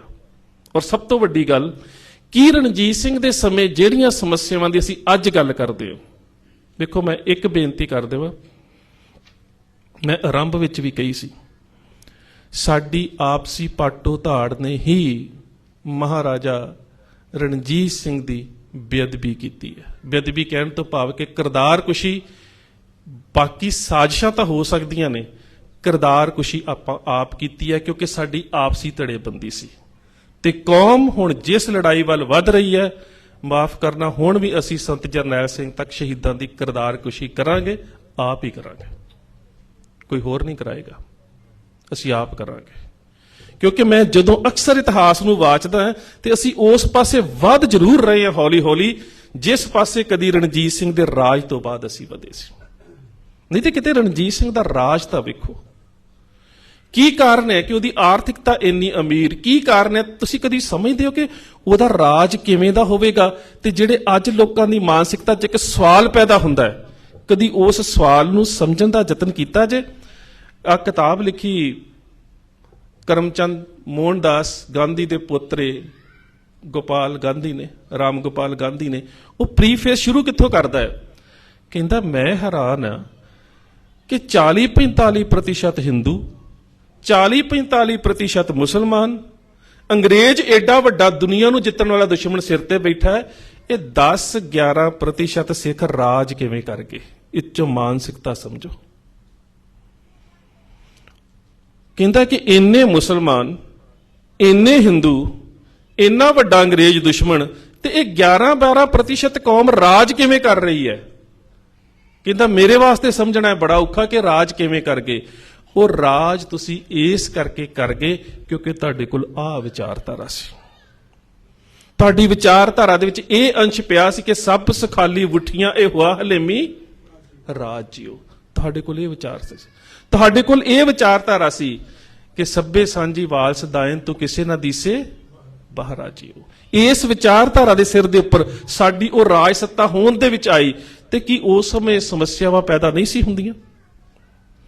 ਮੈਂ ਅੱਜ ਵੇਖਦਾ ਜੋ ਕੁਝ ਹੋ ਰਿਹਾ ਹਿੰਦੁਸਤਾਨ ਦੇ ਵਿੱਚ, ਕੀ ਕੁਝ ਹੋਇਆ ਮਨੀਪੁਰ ਦੇ ਵਿੱਚ, ਇਹਦੇ ਤੋਂ ਪਹਿਲਾਂ ਤ੍ਰਿਪੁਰਾ 'ਚ ਹੋਇਆ ਸੀ, ਇਹਦੇ ਤੋਂ ਵੱਧ ਹੋਇਆ ਸੀ। ਜਿਸ ਤਰ੍ਹਾਂ ਦੇ ਨਾਲ ਘੱਟ ਗਿਣਤੀਆਂ ਦੇ ਉੱਪਰ ਇੱਕ ਬਹੁ ਗਿਣਤੀ ਜਿਹੜੀ ਹੈ, ਜਿਹਨੂੰ ਅਸੀਂ ਕਹਿੰਦੇ ਹਾਂ ਮੈਜੋਰਟੇਰੀਅਨ ਡਿਸਕ੍ਰਿਮੀਨੇਸ਼ਨ, ਕਈ ਵਾਰੀ ਧਾਰਮਿਕ ਤੌਰ ਤੇ ਹੁੰਦੀ ਹੈ, ਪਰ ਕਈ ਵਾਰੀ ਬਹੁ ਗਿਣਤੀ ਘੱਟ ਗਿਣਤੀਆਂ ਦੇ ਉੱਪਰ ਕਰਦੀ ਹੈ। ਔਰ ਇਹ ਸਭ ਤੋਂ ਵੱਧ ਖਤਰਨਾਕ ਹੁੰਦੀ ਹੈ। ਇਹ ਖਤਰਨਾਕ ਇਸ ਕਰਕੇ ਹੁੰਦੀ ਹੈ ਕਿ ਇਹਦੇ ਵਿੱਚ ਘੱਟ ਗਿਣਤੀਆਂ ਦੇ ਜਿਹੜੇ ਰੂਪ ਜਾਂ ਉਹਨਾਂ ਦੇ ਵਿਲੱਖਣਤਾ ਦੇ ਚਿੰਨ੍ਹ ਨੇ ਉਹ ਖਤਮ ਕੀਤੇ ਜਾਂਦੇ ਨੇ। ਹਿਜਾਬ ਤੇ ਪਾਬੰਦੀ ਲਾ ਦਿਓ, ਕਦੀ ਕੁਛ ਕਰ ਦਿਓ, ਉਹ ਖੈਰ ਇੱਕ ਵੱਖਰੀਆਂ ਗੱਲਾਂ ਨੇ। ਪਰ ਕੀ ਇਹ ਸਮੱਸਿਆਵਾਂ ਸਿੱਖ ਰਾਜ ਦੇ ਵਿੱਚ ਨਹੀਂ ਸੀ ਆਉਂਦੀਆਂ? ਜਿੱਥੇ ਰਾਜ ਹੀ ਘੱਟ ਗਿਣਤੀ ਕਰ ਰਿਹਾ ਹੋਵੇ, ਹੁਣ ਤੇ ਰਾਜ ਬਹੁ ਗਿਣਤੀ ਦੇ ਕੋਲ ਆ ਤੇ ਘੱਟ ਗਿਣਤੀਆਂ ਦੀਆਂ ਸਮੱਸਿਆਵਾਂ ਨੇ, ਇਹਨੂੰ ਉਲਟ ਕਰਕੇ ਵੇਖਦੇ ਹੋ। ਜਿੱਥੇ ਰਾਜ ਘੱਟ ਗਿਣਤੀ ਕਰ ਰਹੇ ਨੇ ਤੇ ਸਮੱਸਿਆਵਾਂ ਬਹੁ ਗਿਣਤੀ 'ਚ ਨੇ, ਉਹ ਰਾਜਾ ਕਿੰਨਾ ਸਮਝਦਾਰ ਹੋਵੇਗਾ? ਅਸੀਂ ਆਪ ਹੀ ਉਹਨੂੰ ਕਿਸੇ ਨਾ ਕਿਸੇ ਰੂਪ ਦੇ ਵਿੱਚ ਕਿਰਦਾਰ ਕਸ਼ੀ ਉਸ ਦੀ ਸ਼ੁਰੂ ਕਰ ਦਿੱਤੀ। ਅਸੀਂ ਕਦੀ ਉਸ ਰਾਜੇ ਦਾ ਇਨਸਾਫ ਵੇਖਿਆ ਕਿਵੇਂ ਦਾ ਹੋਵੇਗਾ? ਰਣਜੀਤ ਸਿੰਘ ਦੇ ਰਾਜ ਦੇ ਵਿੱਚ ਹਿੰਦੂ ਤੇ ਸਿੱਖ ਇੱਕ ਪਿੰਡ ਦੇ ਇਕੱਠੇ ਹੋ ਕੇ ਆ ਗਏ। ਹੁਣ ਹਿੰਦੂਆਂ ਤੇ ਸਿੱਖਾਂ ਦੀ ਗਿਣਤੀ ਉਸ ਪਿੰਡ ਦੇ ਵਿੱਚ ਬਰਾਬਰ ਤੇ ਮੁਸਲਮਾਨ ਘੱਟ। ਇਕੱਠੇ ਹੋ ਕੇ ਆ ਕੇ ਕਹਿੰਦੇ ਪਤਾ ਕੀ ਨੇ? ਕਹਿੰਦੇ ਜੀ ਮੁਸਲਮਾਨਾਂ ਦੀ ਜਿਹੜਾ ਮੁਅੱਜ਼ਿਨ ਅਜ਼ਾਨ ਦਿੰਦਾ ਇਹ ਬੰਦ ਕਰਾਓ। ਜਦੋਂ ਸਵੇਰੇ ਉਹਨਾਂ ਦੀ ਨਮਾਜ਼ੇ ਫਜਰ ਪੜ੍ਹੀ ਜਾਂਦੀ ਹੈ ਤੇ ਮਸਜਿਦ ਦੇ ਵਿੱਚੋਂ ਅਜ਼ਾਨ ਦਿੱਤੀ ਜਾਂਦੀ, ਜਿਹਨੂੰ ਅਸੀਂ ਪੰਜਾਬੀ 'ਚ ਬਾਂਗ ਦੇਣੀ ਕਹਿੰਦੇ ਆ, ਉਹ ਕਹਿੰਦੇ ਜੀ ਇਹ ਸਵੇਰੇ ਨਮਾਜ਼ੇ ਫਜਰ ਤੋਂ ਪਹਿਲਾਂ ਬਾਂਗ ਦਿੰਦੇ ਨੇ, ਸਾਡੀ ਨੀਂਦ ਖੁੱਲ ਜਾਂਦੀ ਹੈ, ਇਸ ਕਰਕੇ ਇਹਨਾਂ ਦੀ ਅਜ਼ਾਨ ਬੰਦ ਕੀਤੀ ਜਾਵੇ। ਹੁਣ ਸ਼ੇਰੇ ਪੰਜਾਬ ਦੇ ਦਰਬਾਰ ਦੇ ਵਿੱਚ ਮਸਲਾ ਹੈ, ਮਸਲਾ ਧਾਰਮਿਕ ਹੈ, ਰਾਜ ਘੱਟ ਗਿਣਤੀ ਦਾ ਹੈ, ਮਸਲਾ ਬਹੁ ਗਿਣਤੀਆਂ 'ਚ। ਸ਼ੇਰੇ ਪੰਜਾਬ ਕਹਿੰਦਾ ਹੈ ਕਿ ਇੱਕ ਧਿਰ ਦਾ ਪੱਖ ਸੁਣਿਆ ਫੈਸਲਾ ਨਹੀਂ ਲਿਆ ਜਾ ਸਕਦਾ। ਦੂਸਰੀ ਧਿਰ ਨੂੰ ਵੀ ਕੱਲ ਬੁਲਾਵਾਂਗੇ, ਫਿਰ ਫੈਸਲਾ ਕਰਾਂਗੇ ਕਿ ਕੀ ਹੁੰਦਾ ਹੈ। ਦੋਵੇਂ ਧਿਰਾਂ ਬੁਲਾਈਆਂ ਗਈਆਂ ਤੇ ਹੁਣ ਸ਼ੇਰੇ ਪੰਜਾਬ ਦਾ ਇਨਸਾਫ ਦਾ ਤਰੀਕਾ ਵੇਖਿਓ। ਉਹ ਸਭ ਤੋਂ ਪਹਿਲਾਂ ਮੁਸਲਮਾਨਾਂ ਨੂੰ ਕਹਿੰਦਾ ਕਿ ਤੁਹਾਡੇ ਖਿਲਾਫ ਸ਼ਿਕਾਇਤ ਆਈ ਹੈ ਕਿ ਤੁਸੀਂ ਸਵੇਰੇ ਨਮਾਜ਼ੇ ਫਜਰ ਤੋਂ ਪਹਿਲਾਂ ਅਜ਼ਾਨ ਦਿੰਦੇ ਹੋ, ਸ਼ਾਮ ਨੂੰ ਨਮਾਜ਼ੇ ਇਸ਼ਾ ਤੋਂ ਪਹਿਲਾਂ ਦਿੰਦੇ ਹੋ। ਇਹਨਾਂ ਦੀ ਰਾਤ ਨੂੰ ਵੀ ਨੀਂਦ ਖਰਾਬ ਹੋਵੇ, ਇਹਨਾਂ ਦੀ ਸਵੇਰੇ ਵੀ ਨੀਂਦ ਖਰਾਬ ਹੋਵੇ। ਮੈਨੂੰ ਇਹ ਦੱਸ ਦਿਓ, ਨਮਾਜ਼ ਧਾਰਮਿਕ ਹੈ ਕਿ ਅਜ਼ਾਨ ਧਾਰਮਿਕ ਹੈ?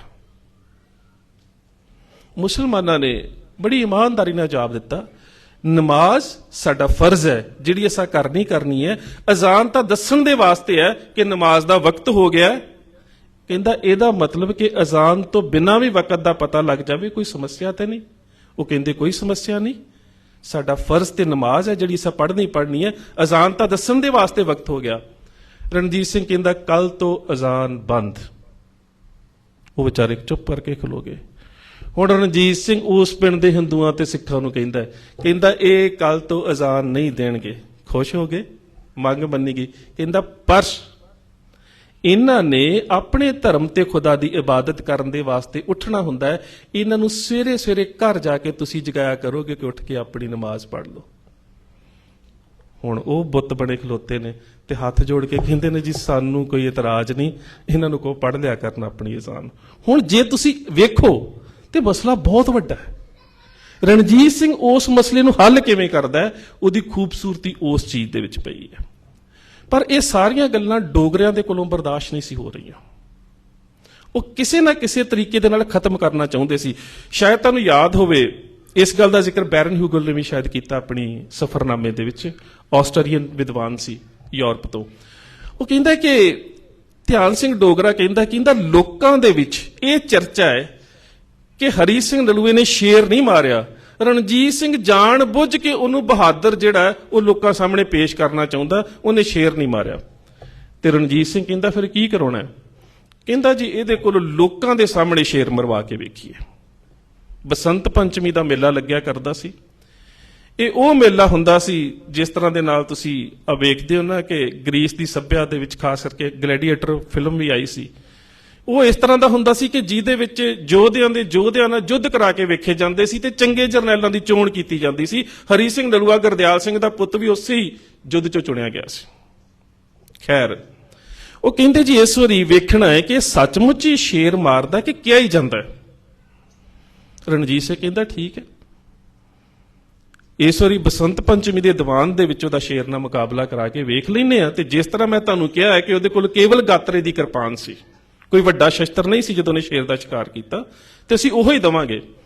ਉਧਰੋਂ ਧਿਆਨ ਸਿੰਘ ਨੇ, ਤੇ ਧਿਆਨ ਸਿੰਘ ਦੇ ਦੋ ਭਰਾਵਾਂ ਨੇ, ਸੁਚੇਤ ਸਿੰਘ ਤੇ ਗੁਲਾਬ ਸਿੰਘ ਨੇ ਬੜੀ ਮਿਹਨਤ ਦੇ ਨਾਲ ਇੱਕ ਸ਼ੇਰ ਦਾ ਇੰਤਜ਼ਾਮ ਕੀਤਾ ਜਿਹੜਾ ਆਦਮਖੋਰ ਸੀ। ਉਹ ਸ਼ੇਰ ਆਦਮਖੋਰ ਜਿਨ੍ਹਾਂ ਦੇ ਬਾਰੇ ਸਰਕਾਰ ਨੂੰ ਵੀ ਫਿਰ ਹੁਕਮ ਜਾਰੀ ਕਰਨਾ ਪੈਂਦਾ ਕਿ ਇਹਨਾਂ ਨੂੰ ਹੁਣ ਬੰਦੇ ਦਾ ਖੂਨ ਪੀਣ ਦੀ ਆਦਤ ਪੈ ਗਈ, ਹੁਣ ਇਹਨਾਂ ਨੂੰ ਮਾਰ ਦਿਓ, ਜਿਨ੍ਹਾਂ ਦੇ ਬਾਰੇ ਸਰਕਾਰ ਵੀ ਹੁਕਮ ਦਿੰਦੀ। ਇੱਕ ਬੜਾ ਭਿਅੰਕਰ ਆਦਮਖੋਰ ਸ਼ੇਰ ਲੱਭਿਆ ਗਿਆ, ਪਿੰਜਰੇ 'ਚ ਬੰਦ ਕਰਕੇ ਬਸੰਤ ਪੰਚਮੀ ਦੇ ਦੀਵਾਨ ਵਾਲੇ ਦਿਨ ਹਰੀ ਸਿੰਘ ਨਲੂਏ ਦੇ ਸਾਹਮਣੇ ਛੱਡ ਦਿੱਤਾ। ਦੋਵੇਂ ਸ਼ੇਰ ਇੱਕ ਦੂਜੇ ਨਾਲ ਭਿੜ ਰਹੇ ਨੇ, ਮਿੱਟੀ ਘੱਟਾ ਉੱਡ ਰਿਹਾ ਹੈ, ਜਿਸਮ ਲਹੂ ਲੁਹਾਨ ਨੇ, ਲੋਕਾਂ ਦੀਆਂ ਜ਼ਬਾਨਾਂ ਜਿਹੜੀਆਂ ਤਾਲੂ ਦੇ ਨਾਲ ਲੱਗੀਆਂ ਹੋਈਆਂ ਕਿ ਪਤਾ ਨਹੀਂ 1 ਮਿੰਟ 'ਚ ਕੀ ਹੋ ਜਾਣਾ। ਅਖੀਰ ਹਰੀ ਸਿੰਘ ਨਲੂਏ ਨੇ ਇੱਕ ਐਸਾ ਵਾਰ ਕੀਤਾ, ਉਹਦੇ ਪੇਟ ਦੇ ਵਿੱਚ ਆਪਣੀ ਕਟਾਰ ਨੂੰ ਖੋਭ ਕੇ ਸ਼ੇਰ ਨੂੰ ਜ਼ਮੀਨ ਤੇ ਸੁੱਟ ਦਿੱਤਾ।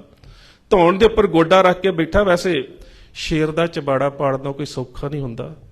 996 ਪਰ ਸਕੁਅਰ ਇੰਚ ਪ੍ਰੈਸ਼ਰ ਹੁੰਦਾ, 996 ਪਾਉਂਡ ਪਰ ਸਕੁਅਰ ਇੰਚ ਉਹਦੇ ਚਬਾੜੇ ਦਾ, ਉਸ ਤੋਂ ਵੱਧ ਕਰੋਕੋਡਾਈਲ ਦਾ ਹੁੰਦਾ। ਚਬਾੜਾ ਪਾੜ ਕੇ ਜ਼ਮੀਨ ਤੇ ਸੁੱਟ ਦਿੱਤਾ। ਤਾੜੀਆਂ ਵਜਾ ਦਿੱਤੀਆਂ ਵੇਖ ਰਹੇ ਲੋਕਾਂ ਨੇ। ਉਸ ਵੇਲੇ ਉਹ ਜਦੋਂ ਆ ਰਿਹਾ ਹੈ ਸ਼ੇਰੇ ਪੰਜਾਬ ਮਹਾਰਾਜਾ ਰਣਜੀਤ ਸਿੰਘ ਵੱਲ, ਤੇ ਸ਼ੇਰੇ ਪੰਜਾਬ ਨੇ ਆਪਣੇ ਮੋਤੀਆਂ ਦੀ ਮਾਲਾ ਲਾ ਕੇ ਜਦੋਂ ਉਹਦੇ ਅੱਗੇ ਕੀਤੀ ਤੇ ਕਹਿੰਦਾ ਰਹਿਣ ਦੇ ਰਣਜੀਤ ਸਿੰਘ, ਮੈਂ ਤੈਨੂੰ ਇੱਕ ਗੱਲ ਕਹਿਣ ਲੱਗਾ। ਕਿ ਉਹਨੂੰ ਪਤਾ ਸੀ ਕਿ ਸਾਜ਼ਿਸ਼ ਦੇ ਨਾਲ ਮੈਨੂੰ ਮਰਾਉਣ ਲਈ ਸ਼ੇਰ ਜਿਹੜਾ ਲਿਆਂਦਾ ਗਿਆ ਸੀ। ਕਹਿੰਦਾ ਰਣਜੀਤ ਸਿੰਘ, ਨਲੂਏ ਸ਼ੇਰ ਦੇ ਕੋਲੋਂ ਤੇ ਭਾਵੇਂ ਰੋਜ਼ ਇੱਕ ਸ਼ੇਰ ਮਰਵਾ ਲਿਆ ਕਰ, ਪਰ ਇੱਕ ਗੱਲ ਯਾਦ ਰੱਖੀ, ਜਿਹਦੇ ਕਹਿਣ ਤੇ ਤੂੰ ਮੇਰੇ ਕੋਲ ਸ਼ੇਰ ਮਰਵਾ ਰਿਹਾ, ਉਹਨਾਂ ਦਾ ਨਿਸ਼ਾਨਾ ਨਲੂਏ ਸ਼ੇਰ ਨੂੰ ਮਾਰਨਾ ਨਹੀਂ, ਉਹਨਾਂ ਦਾ ਨਿਸ਼ਾਨਾ ਸ਼ੇਰੇ ਪੰਜਾਬ ਨੂੰ ਮਾਰਨਾ। ਇਹ ਗੱਲ ਸਮਝ ਨਾ ਸਕਿਆ ਰਣਜੀਤ ਸਿੰਘ ਕਿ ਗੱਲ ਕਿੱਥੋਂ ਆ ਰਹੀ ਹੈ। ਇਹੀ ਗੱਲ ਅਕਾਲੀ ਫੂਲਾ ਸਿੰਘ ਨੇ ਇੱਕ ਵਾਰੀ ਕਹੀ ਸੀ, ਜਦੋਂ ਅਸੀਂ ਕਿਹਾ ਜਾਂਦਾ ਨਾ ਕਿ ਅਕਾਲੀ ਫੂਲਾ ਸਿੰਘ ਲਾਹੌਰ ਦਰਬਾਰ ਨੂੰ ਛੱਡ ਕੇ ਅਨੰਦਪੁਰ ਸਾਹਿਬ ਚਲੇ ਗਏ ਸੀ, ਤੇ ਅਕਾਲੀ ਫੂਲਾ ਸਿੰਘ ਨੇ ਵੀ ਇਹੀ ਗੱਲ ਕਹੀ ਸੀ, ਰਣਜੀਤ ਸਿੰਘ ਡੋਗਰਿਆਂ ਦੀ ਆਪਣੇ ਰਾਜ ਦੇ ਵਿੱਚ ਦਖਲ ਅੰਦਾਜ਼ੀ ਬੰਦ ਕਰ। ਤੂੰ ਜਿਹੜਾ ਇੰਨਾ ਜ਼ਿਆਦਾ ਵਿਸ਼ਵਾਸ ਮੋਤੀ ਰਾਮ ਦੇ ਉੱਪਰ ਤੇ ਗੰਗਾ ਰਾਮ ਮਿਸ਼ਰ ਦੇ ਉੱਪਰ ਕਰ ਰਿਹਾ, ਇਹ ਬੰਦ ਕਰ। ਤੂੰ ਜਿਹੜਾ ਆਪਣੇ ਪੁੱਤਰ ਖੜਕ ਸਿੰਘ ਦੇ ਨਾਲ ਹੌਲੀ ਹੌਲੀ ਇੱਕ ਦੂਰੀ ਪੈਦਾ ਕਰ ਲਈ ਹੈ ਨਾ, ਇਸ ਚੀਜ਼ ਨੂੰ ਬੰਦ ਕਰ। ਆ 3 ਗੱਲਾਂ ਅਕਾਲੀ ਫੂਲਾ ਸਿੰਘ ਨੇ ਕਹੀਆਂ ਸੀ। ਇਹ ਰਣਜੀਤ ਸਿੰਘ 'ਚ ਘਾਟ ਸੀ ਜਿਹਨੂੰ ਸਾਨੂੰ ਸਵੀਕਾਰਨਾ ਪਵੇਗਾ ਕਿ ਉਸ ਨੇ ਪੰਥਕ ਫੈਸਲਿਆਂ ਦੇ ਸਾਹਮਣੇ ਪਰਿਵਾਰਵਾਦ ਨੂੰ ਤਰਜੀਹ ਦਿੱਤੀ। ਉਹ ਤੁਸੀਂ ਅੱਜ ਵੀ ਪੰਜਾਬ 'ਚ ਵੇਖ ਰਹੇ ਹੋ ਕਿ ਜਿੰਨਾ ਪੰਥਕ ਧਿਰਾਂ ਨੇ ਪੰਥ ਨੂੰ ਛੱਡ ਕੇ ਪਰਿਵਾਰ ਨੂੰ ਤਰਜੀਹ ਦਿੱਤੀ ਆ, ਹੌਲੀ ਹੌਲੀ ਉਹ ਵੀ ਖਤਮ ਹੋ ਰਹੀਆਂ ਨੇ। ਇਹ ਵਰਤਾਰਾ ਤਾਂ ਸਾਡੇ ਸਾਹਮਣੇ ਹੀ ਹੈ। ਸੋ ਸ਼ੇਰੇ ਪੰਜਾਬ ਮਹਾਰਾਜਾ ਰਣਜੀਤ ਸਿੰਘ ਦਾ ਅਕਾਲ ਚਲਾਣਾ ਹੁੰਦਾ ਹੈ। ਅਕਾਲ ਚਲਾਣੇ ਤੋਂ ਪਹਿਲਾਂ ਉਹ ਖੜਕ ਸਿੰਘ ਨੂੰ ਆਪਣਾ ਜਾਨਸ਼ੀਨ ਨਿਯੁਕਤ ਕਰਦਾ ਹੈ ਤੇ ਧਿਆਨ ਸਿੰਘ ਡੋਗਰੇ ਨੂੰ ਉਸ ਦਾ ਵਜ਼ੀਰ ਨਿਯੁਕਤ ਕਰ ਦਿੰਦਾ। ਹੁਣ ਇਹ ਸਾਰੀਆਂ ਘਟਨਾਵਾਂ ਤੇ ਜਿਹੜੇ ਵਰਤਾਰੇ ਨੇ ਨਾ ਬੜੇ ਸੂਖਮਤਾ ਦੇ ਨਾਲ ਵਾਚਣ ਵਾਲੇ ਇਸ ਕਰਕੇ ਨੇ ਕਿ ਅੱਜ ਵੀ ਅਸੀਂ ਉਸੇ ਮਾਨਸਿਕਤਾ ਦਾ ਸ਼ਿਕਾਰ ਆ ਕਿਤੇ ਨਾ ਕਿਤੇ।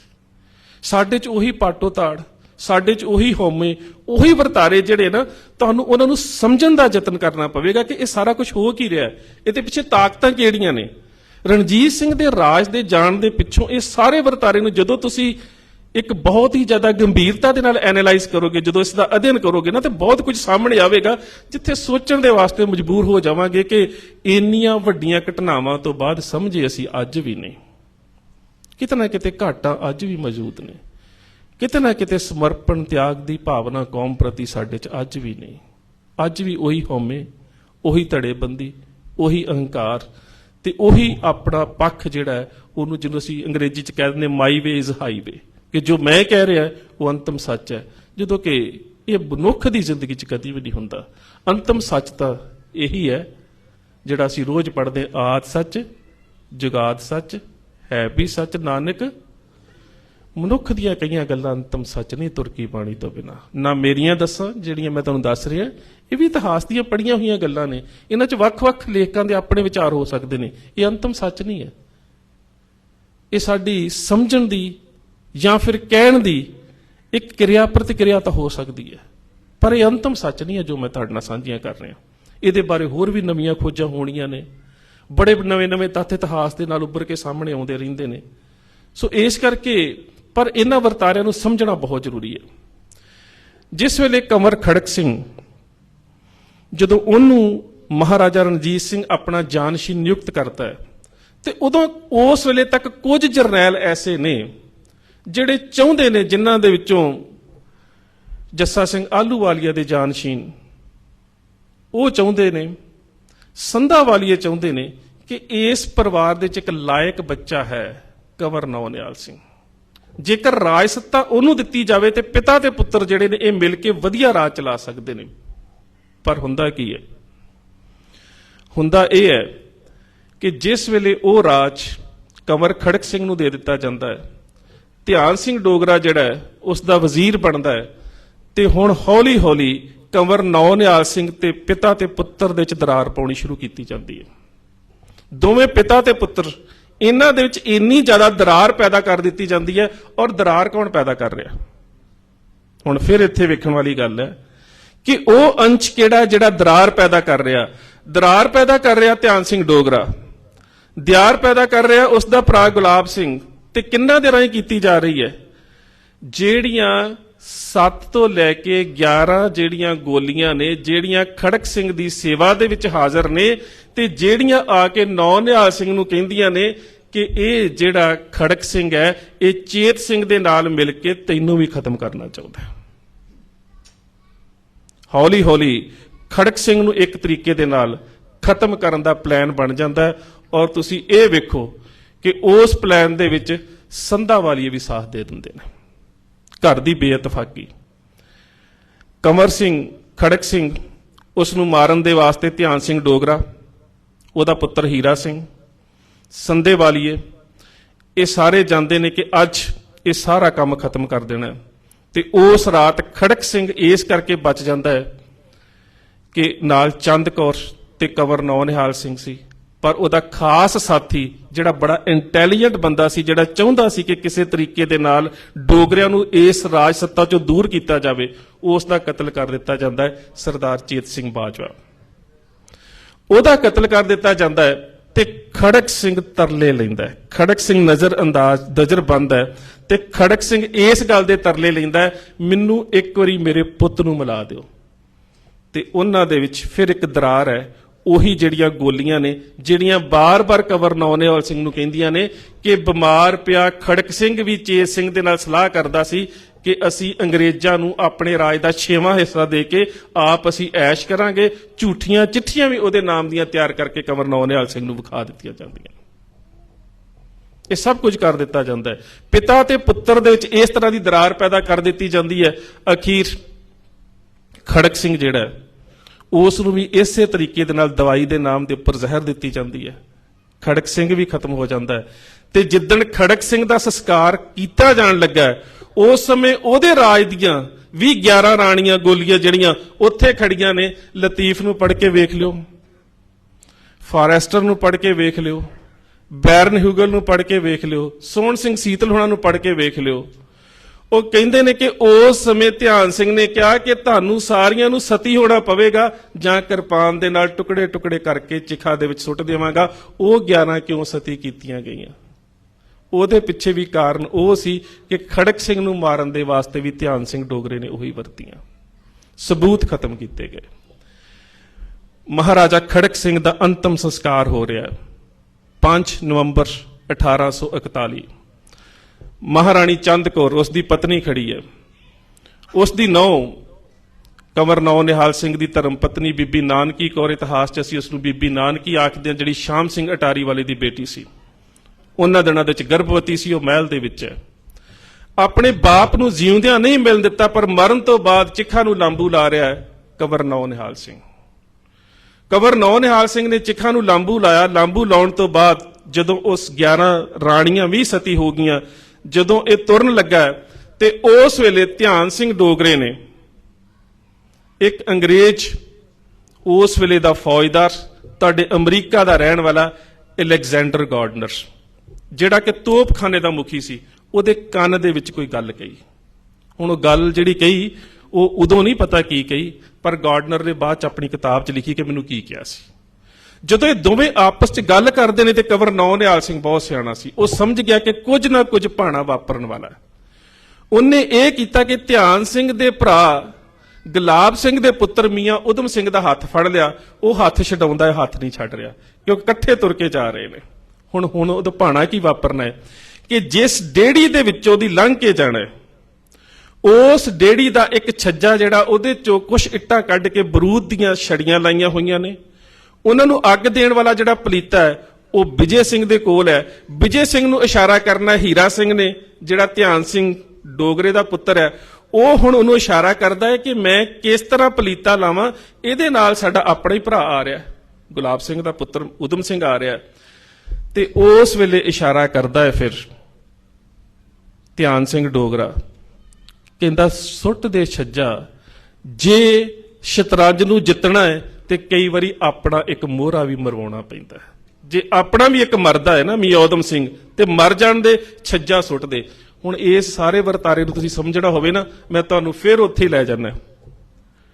ਟਾਈਟੈਨਿਕ ਜਹਾਜ਼ ਨੂੰ ਜੁੱਬਣ ਦੀ ਜਿਹੜੀ ਮਿਸਟਰੀ ਆ ਉਹਨੂੰ ਸਮਝਿਓ, ਕਿ ਜਿਹੜਾ ਉਹਦਾ ਕੈਪਟਨ ਹੈ ਉਸ ਨੂੰ ਕਿਸ ਤਰ੍ਹਾਂ ਤਿਆਰ ਕੀਤਾ ਜਾਂਦਾ ਕਿ ਤੂੰ ਮਰਨਾ ਹੈ ਜਹਾਜ਼ ਡੋਬ ਕੇ, ਕਿਉਂਕਿ ਬਹੁਤ ਸਾਰੇ ਉਹ ਬੈਂਕਰ ਵੀ ਖਤਮ ਕਰਨੇ ਨੇ ਜਿਹੜੇ ਰੌਥਚਾਈਲਡ ਤੇ ਰੌਕਫੈਲਰ ਦੇ ਰਾਹ ਦਾ ਰੋੜਾ ਨੇ।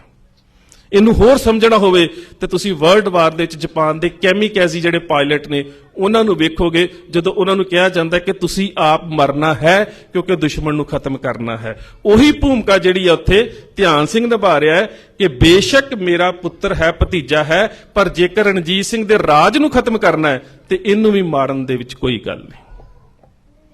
ਛੱਜਾ ਡਿੱਗਾ, ਉਦਮ ਸਿੰਘ ਮਾਰਿਆ ਗਿਆ। ਹੁਣ ਅਗਲੀ ਗੱਲ ਗਾਰਡਨਰ ਆਪਣੀ ਕਿਤਾਬ 'ਚ ਲਿਖਦਾ ਹੈ, ਤੁਹਾਡਾ ਅਮਰੀਕਾ ਦਾ ਇਹ ਸਿਪਾਹੀ ਅਲੈਗਜ਼ੈਂਡਰ ਗਾਰਡਨਰ। ਉਹ ਕਹਿੰਦਾ ਕਿ ਉਸ ਵੇਲੇ ਮੇਰੇ ਕੰਨ ਦੇ ਵਿੱਚ ਧਿਆਨ ਸਿੰਘ ਡੋਗਰੇ ਨੇ ਕਿਹਾ ਸੀ ਕਿ ਆਪਣੇ ਤੋਪਖਾਨੇ ਦੇ ਵਿੱਚੋਂ 50 ਸਿਪਾਹੀ ਜਿਹੜੇ ਨੇ ਬਿਨਾਂ ਵਰਦੀ ਤੋਂ ਲਿਆ ਕੇ ਮੇਰੇ ਆਲੇ ਦੁਆਲੇ ਖੜਾ ਕਰਦੇ। ਉਹਦਾ ਇੱਕ ਕਾਰਨ ਸੀ ਕਿ ਜੇ ਕਿਤੇ ਕੰਵਰ ਨੌ ਨਿਹਾਲ ਸਿੰਘ ਜ਼ਖਮੀ ਨਾ ਹੋਇਆ ਤਾਂ ਕੁਦਰਤੀ ਉਹ ਸ਼ਮਸ਼ੀਰ ਨੂੰ ਬੇਮਿਆਨ ਕਰੇਗਾ ਤੇ ਉਹਦੇ ਨਾਲ ਲਹਿਣਾ ਸਿੰਘ ਮਜੀਠੀਆ ਤੇ ਸੰਧੇਵਾਲੀਏ ਸਰਦਾਰ ਹੋਣਗੇ। ਇੱਥੇ ਤਲਵਾਰ ਚੱਲ ਸਕਦੀ ਹੈ ਤੇ ਮੇਰੀ ਸੁਰੱਖਿਆ ਦੇ ਵਾਸਤੇ 50 ਬੰਦੇ ਹੋਣੇ ਚਾਹੀਦੇ ਨੇ। ਪਰ ਨੌ ਨਿਹਾਲ ਸਿੰਘ ਦੇ ਸਿਰ 'ਚ ਸੱਟ ਲੱਗੀ, ਉਹਨੂੰ ਚੁੱਕ ਕੇ ਅੰਦਰ ਲਿਜਾਇਆ ਗਿਆ। ਔਰ ਉਸ ਵੇਲੇ ਦੇ ਜਿਹੜੇ ਪ੍ਰਤੱਖਦਰਸ਼ੀ ਨੇ ਉਸ ਦੱਸਦੇ ਨੇ ਕਿ ਲਹਿਣਾ ਸਿੰਘ ਮਜੀਠੀਏ ਨੇ ਅੰਦਰ ਜਾਣ ਦੀ ਕੋਸ਼ਿਸ਼ ਕੀਤੀ।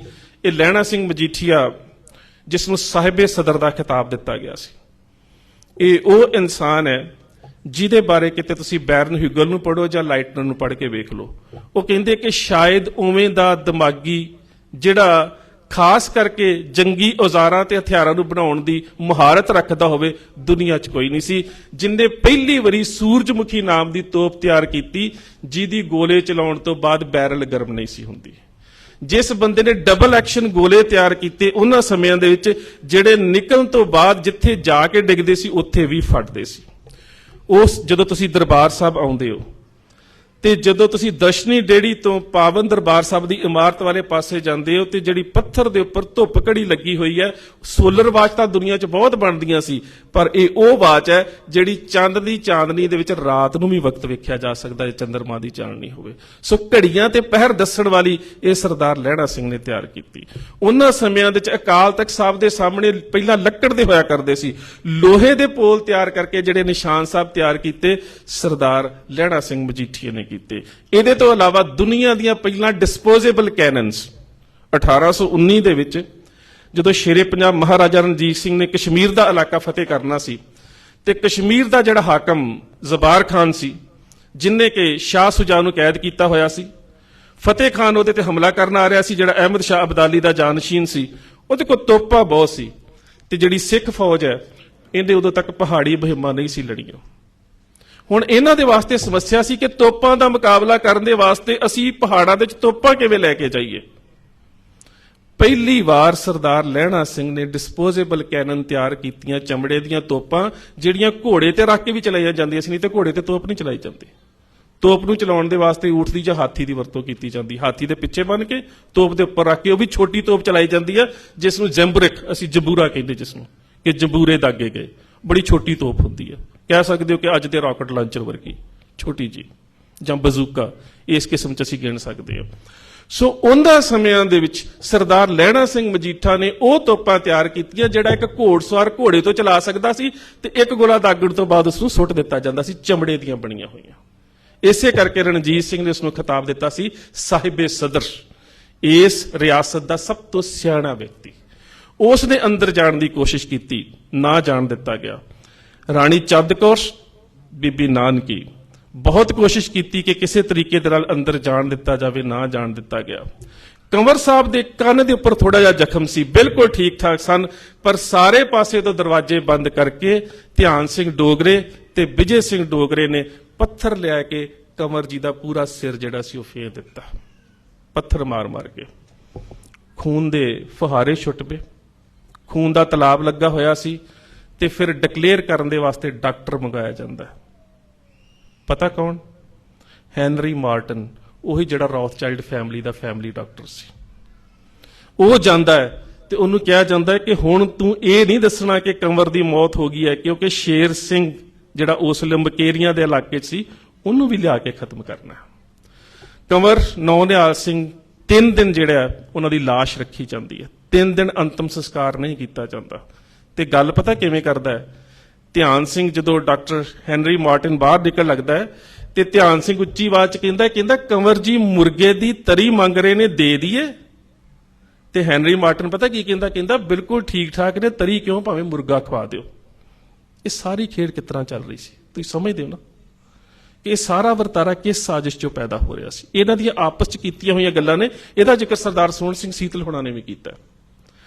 ਸੋ ਸ਼ੇਰ ਸਿੰਘ ਨੂੰ ਉੱਥੋਂ ਬੁਲਾ ਲਿਆ ਗਿਆ, ਪਰ ਜਿਹੜੇ ਸੱਦੇ ਵਾਲੀਏ ਤੇ ਕੁਝ ਗਿਆਨੀ ਗੁਰਮੁਖ ਸਿੰਘ ਤੇ ਕੁਝ ਸਿਆਣੇ ਲੋਕ, ਬੇਸ਼ੱਕ ਉਹ ਬਾਅਦ ਵਿੱਚ ਇੱਕ ਬਹੁਤ ਵੱਡੀ ਗਲਤੀ ਕਰ ਗਏ, ਪਰ ਉਦੋਂ ਉਹਨਾਂ ਨੇ ਸੋਚਿਆ ਕਿ ਸਿੱਖ ਰਾਜ ਇੱਕ ਤਰੀਕੇ ਨਾਲ ਬਚ ਸਕਦਾ ਹੈ ਜੇਕਰ ਕੰਵਰ ਸ਼ੇਰ ਸਿੰਘ ਜਿਹੜਾ ਕਿ ਰਿਸ਼ਤੇ ਦੇ ਵਿੱਚ ਦੇਰ ਲੱਗਦਾ ਬੀਬੀ ਚੰਦ ਕੌਰ ਦਾ, ਜੇਕਰ ਇਹਨਾਂ ਦੋਵਾਂ ਦਾ ਪੁਨਰ ਵਿਆਹ ਕਰ ਦਿੱਤਾ ਜਾਵੇ ਤੇ ਇਹ ਦੋਵੇਂ ਰਾਜ ਨੂੰ ਸੰਭਾਲ ਲੈਣ, ਤੇ ਜੇਕਰ ਜਿਹੜੀ ਸ਼ਾਮ ਸਿੰਘ ਅਟਾਰੀ ਦੀ ਬੇਟੀ ਗਰਭਵਤੀ ਹੈ ਬੀਬੀ ਨਾਨਕੀ, ਜੇ ਉਹਦੀ ਕੁੱਖ ਦੇ ਵਿੱਚੋਂ ਕੰਵਰ ਨੌਨਿਹਾਲ ਸਿੰਘ ਦਾ ਪੁੱਤਰ ਜਨਮ ਲਿਆ ਜਾਵੇ ਤੇ ਰਾਜਾ ਉਸ ਨੂੰ ਐਲਾਨ ਦਿੱਤਾ ਜਾਵੇ।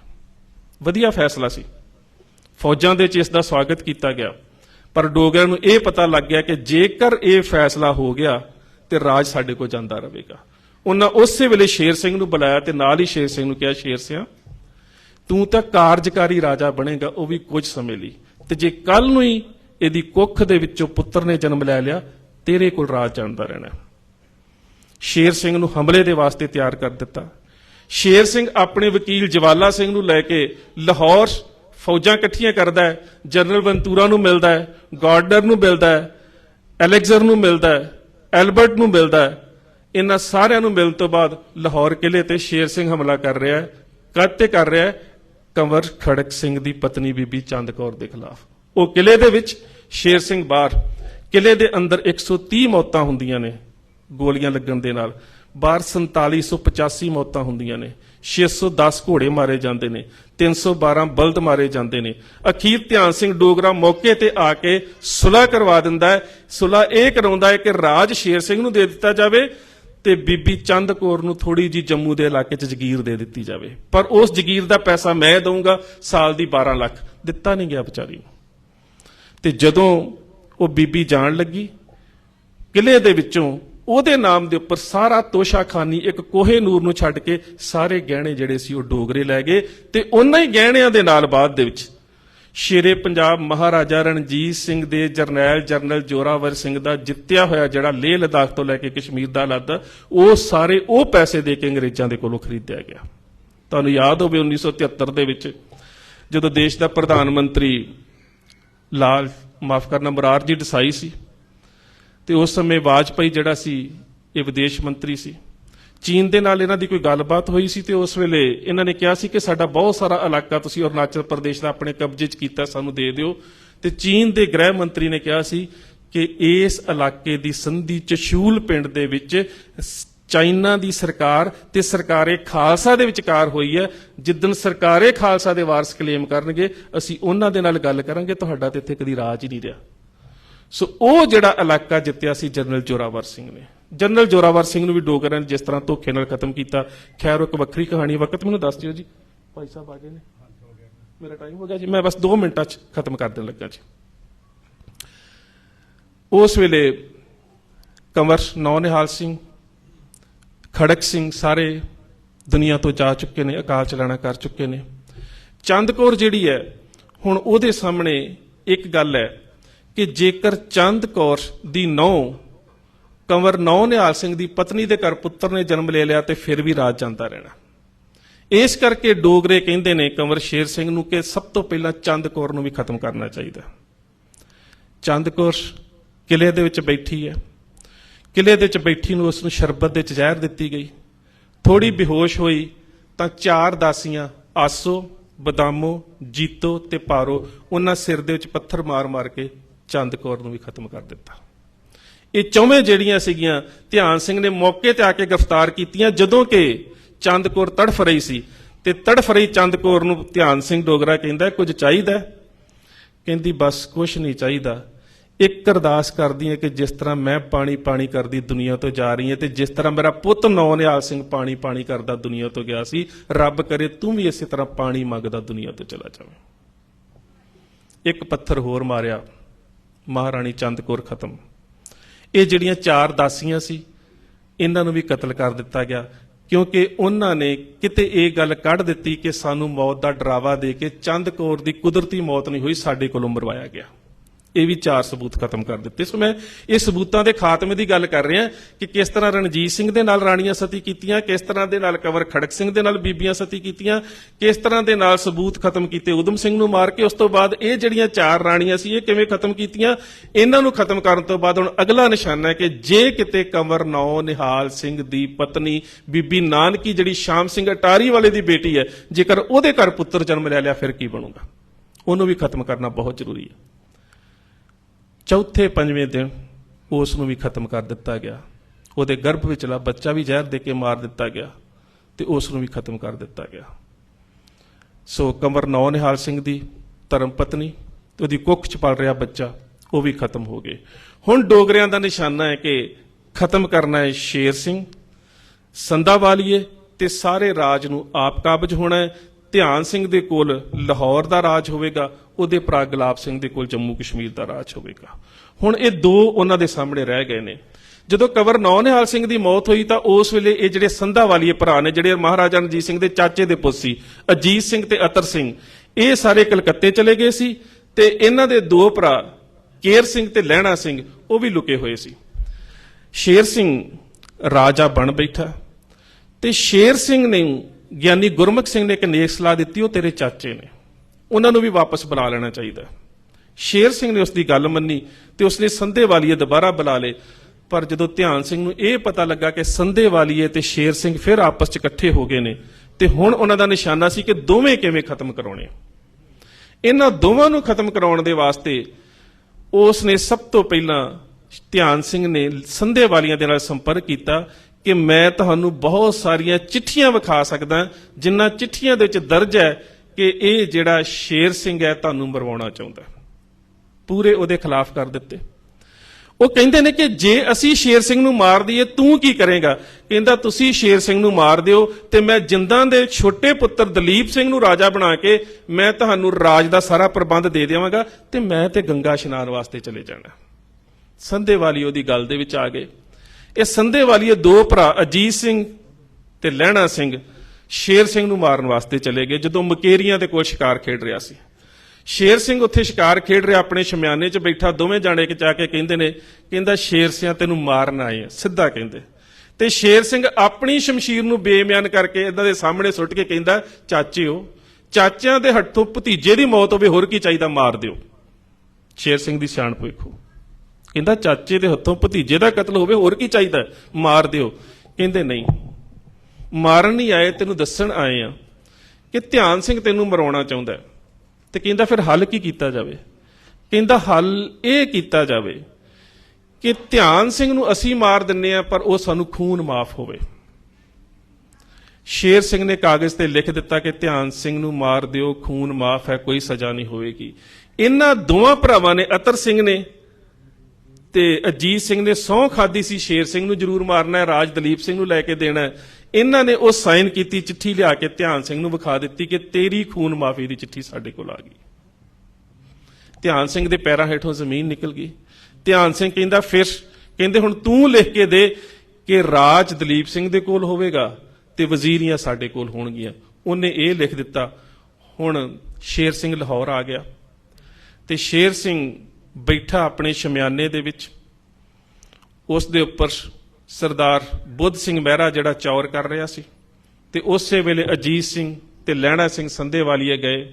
ਜਾਂਦਿਆਂ ਹੀ ਇੱਕ ਕਾਰਬਾਈਨ ਕੱਢੀ, ਜਿਹੜੀ ਕਾਰਬਾਈਨ ਜਿਹੜੀ ਸੀ ਉਹਨਾਂ ਨੂੰ ਕਲਕੱਤੇ ਤੋਂ ਅੰਗਰੇਜ਼ਾਂ ਨੇ ਦਿੱਤੀ ਸੀ। ਫਿਰ ਹੁਣ ਸ਼ੇਰ ਸਿੰਘ ਦੇ ਕਤਲ ਦੇ ਪਿੱਛੇ ਸਾਜ਼ਿਸ਼ ਵੇਖਿਓ, ਕੱਲਾ ਲਹਿਣਾ ਸਿੰਘ ਤੇ ਅਜੀਤ ਸਿੰਘ ਨਹੀਂ, ਅਤਰ ਸਿੰਘ ਤੇ ਕੇਰ ਸਿੰਘ ਨਹੀਂ, ਉਹਦੇ ਪਿੱਛੇ ਵੀ ਅੰਗਰੇਜ਼ ਨੇ ਕਿ ਕਾਰਬਾਈਨ ਉਹਨਾਂ ਨੇ ਦਿੱਤੀ ਸੀ ਤੇ ਇਹ ਕਾਰਬਾਈਨ ਲੈਣ ਦੇ ਵਿੱਚ ਮਦਦ ਕੀਤੀ ਸੀ ਪਟਿਆਲੇ ਵਾਲੇ ਘਰਾਣੇ ਨੇ। ਉਹ ਕਾਰਬਾਈਨ ਜਿਹੜੀ ਸੀ ਉਹ ਸ਼ੇਰ ਸਿੰਘ ਦੇ ਅੱਗੇ ਕਰਕੇ ਕਹਿੰਦੇ ਨੇ ਬੜੀ ਵਧੀਆ ਰਾਈਫਲ ਆਈ ਹੈ, ਤੈਨੂੰ ਵਿਖਾਉਣਾ ਚਾਹੁੰਦੇ ਨੇ। ਸ਼ੇਰ ਸਿੰਘ ਦੇ ਹੱਥ ਅੱਗੇ ਕੀਤਾ, ਅਜੀਤ ਸਿੰਘ ਨੇ ਘੋੜਾ ਦੱਬ ਦਿੱਤਾ, ਛਾਤੀਆਂ ਸ਼ੇਰ ਸਿੰਘ ਦੀ ਗੋਲੀ ਦਿੱਤੀ, ਸ਼ੇਰ ਸਿੰਘ ਉੱਥੇ ਡਿੱਗਾ ਪਿਆ। ਚਾਚਿਆਂ ਦੇ ਹੱਥੋਂ ਭਤੀਜਾ ਮਰਵਾ ਦਿੱਤਾ। ਜਦੋਂ ਉਹਨੂੰ ਮਾਰ ਕੇ ਵਾਪਸ ਆ ਰਹੇ ਨੇ ਤੇ ਧਿਆਨ ਸਿੰਘ ਕਹਿੰਦਾ ਸ਼ੇਰ ਸਿੰਘ ਦਾ ਕੰਡਾ ਤਾਂ ਨਿਕਲ ਗਿਆ, ਹੁਣ ਰਾਜ ਕਿਹਦੇ ਕੋਲ ਹੋਵੇਗਾ? ਉਹ ਕਹਿੰਦੇ ਦਲੀਪ ਸਿੰਘ ਦੇ ਕੋਲ। ਤੇ ਗੁਰਮੁਖ ਸਿੰਘ ਕਹਿੰਦਾ ਵਜ਼ੀਰ ਕੌਣ ਹੋਵੇਗਾ? ਤੇ ਧਿਆਨ ਸਿੰਘ ਕਹਿੰਦਾ ਡੋਗਰਾ ਮੇਰੇ ਤੋਂ ਬਿਨਾ ਵਜ਼ੀਰ ਕੌਣ ਹੋ ਸਕਦਾ? ਤੇ ਉਸੇ ਵੇਲੇ ਗਿਆਨੀ ਗੁਰਮੁਖ ਸਿੰਘ ਕਹਿੰਦਾ ਜਦੋਂ ਕੜਾਇਆ ਹੀ ਬਦਲ ਦਿੱਤਾ ਫਿਰ ਕੜਛਾ ਪੁਰਾਣਾ ਕਿਉਂ ਰੱਖਣਾ? ਇਹ ਕਹਿੰਦੇ ਅਜੀਤ ਸਿੰਘ ਨੇ ਗੋਲੀ ਮਾਰ ਦਿੱਤੀ ਤੇ ਧਿਆਨ ਸਿੰਘ ਉੱਥੇ ਮਰ ਗਿਆ। ਪਾਣੀ ਪਾਣੀ ਕਰਦਾ ਜਿਸ ਤਰ੍ਹਾਂ ਚੰਦ ਕੌਰ ਨੇ ਕਿਹਾ ਸੀ ਉਸੇ ਤਰ੍ਹਾਂ ਮਰ ਗਿਆ। ਤੇ ਉਸੇ ਧਿਆਨ ਸਿੰਘ ਦੇ ਖੂਨ ਅੰਗੂਠੇ ਨੂੰ ਲਾ ਕੇ ਮੁੜ ਕੇ ਦਲੀਪ ਸਿੰਘ ਦਾ ਜਿਹੜਾ ਸੀ ਉਹ ਰਾਜ ਤਿਲਕ ਕੀਤਾ ਗਿਆ। ਅੱਗੇ ਦਾ ਪ੍ਰਕਰਨ ਕਿਤੇ ਫੇਰ ਸਾਂਝਾ ਕਰਾਂਗੇ। ਸੋ ਇਹ ਸੀ ਕਿ ਇਸ ਪਰਿਵਾਰ ਦੇ ਵਿੱਚ ਸਾਰੇ ਪਰਿਵਾਰ ਦਾ ਕਤਲੇਆਮ ਕਿਵੇਂ ਹੋਇਆ, ਪਿੱਛੇ ਵੱਡੀਆਂ ਸਾਜ਼ਿਸ਼ਾਂ ਕਿਹੜੀਆਂ ਸੀ, ਉਹਨਾਂ ਨੂੰ ਤੁਹਾਡੇ ਨਾਲ ਸਾਂਝਾ ਕਰਨ ਦਾ ਯਤਨ ਕੀਤਾ। ਇੰਨੀਆਂ ਕੁ ਬੇਨਤੀਆਂ ਪ੍ਰਵਾਨ। ਫਤਿਹ ਦੀ ਸਾਂਝ ਸਤਿਕਾਰ ਸਹਿਤ ਆਖਣਾ ਜੀ। ਵਾਹਿਗੁਰੂ ਜੀ ਕਾ ਖਾਲਸਾ, ਵਾਹਿਗੁਰੂ ਜੀ ਕੀ ਫਤਿਹ।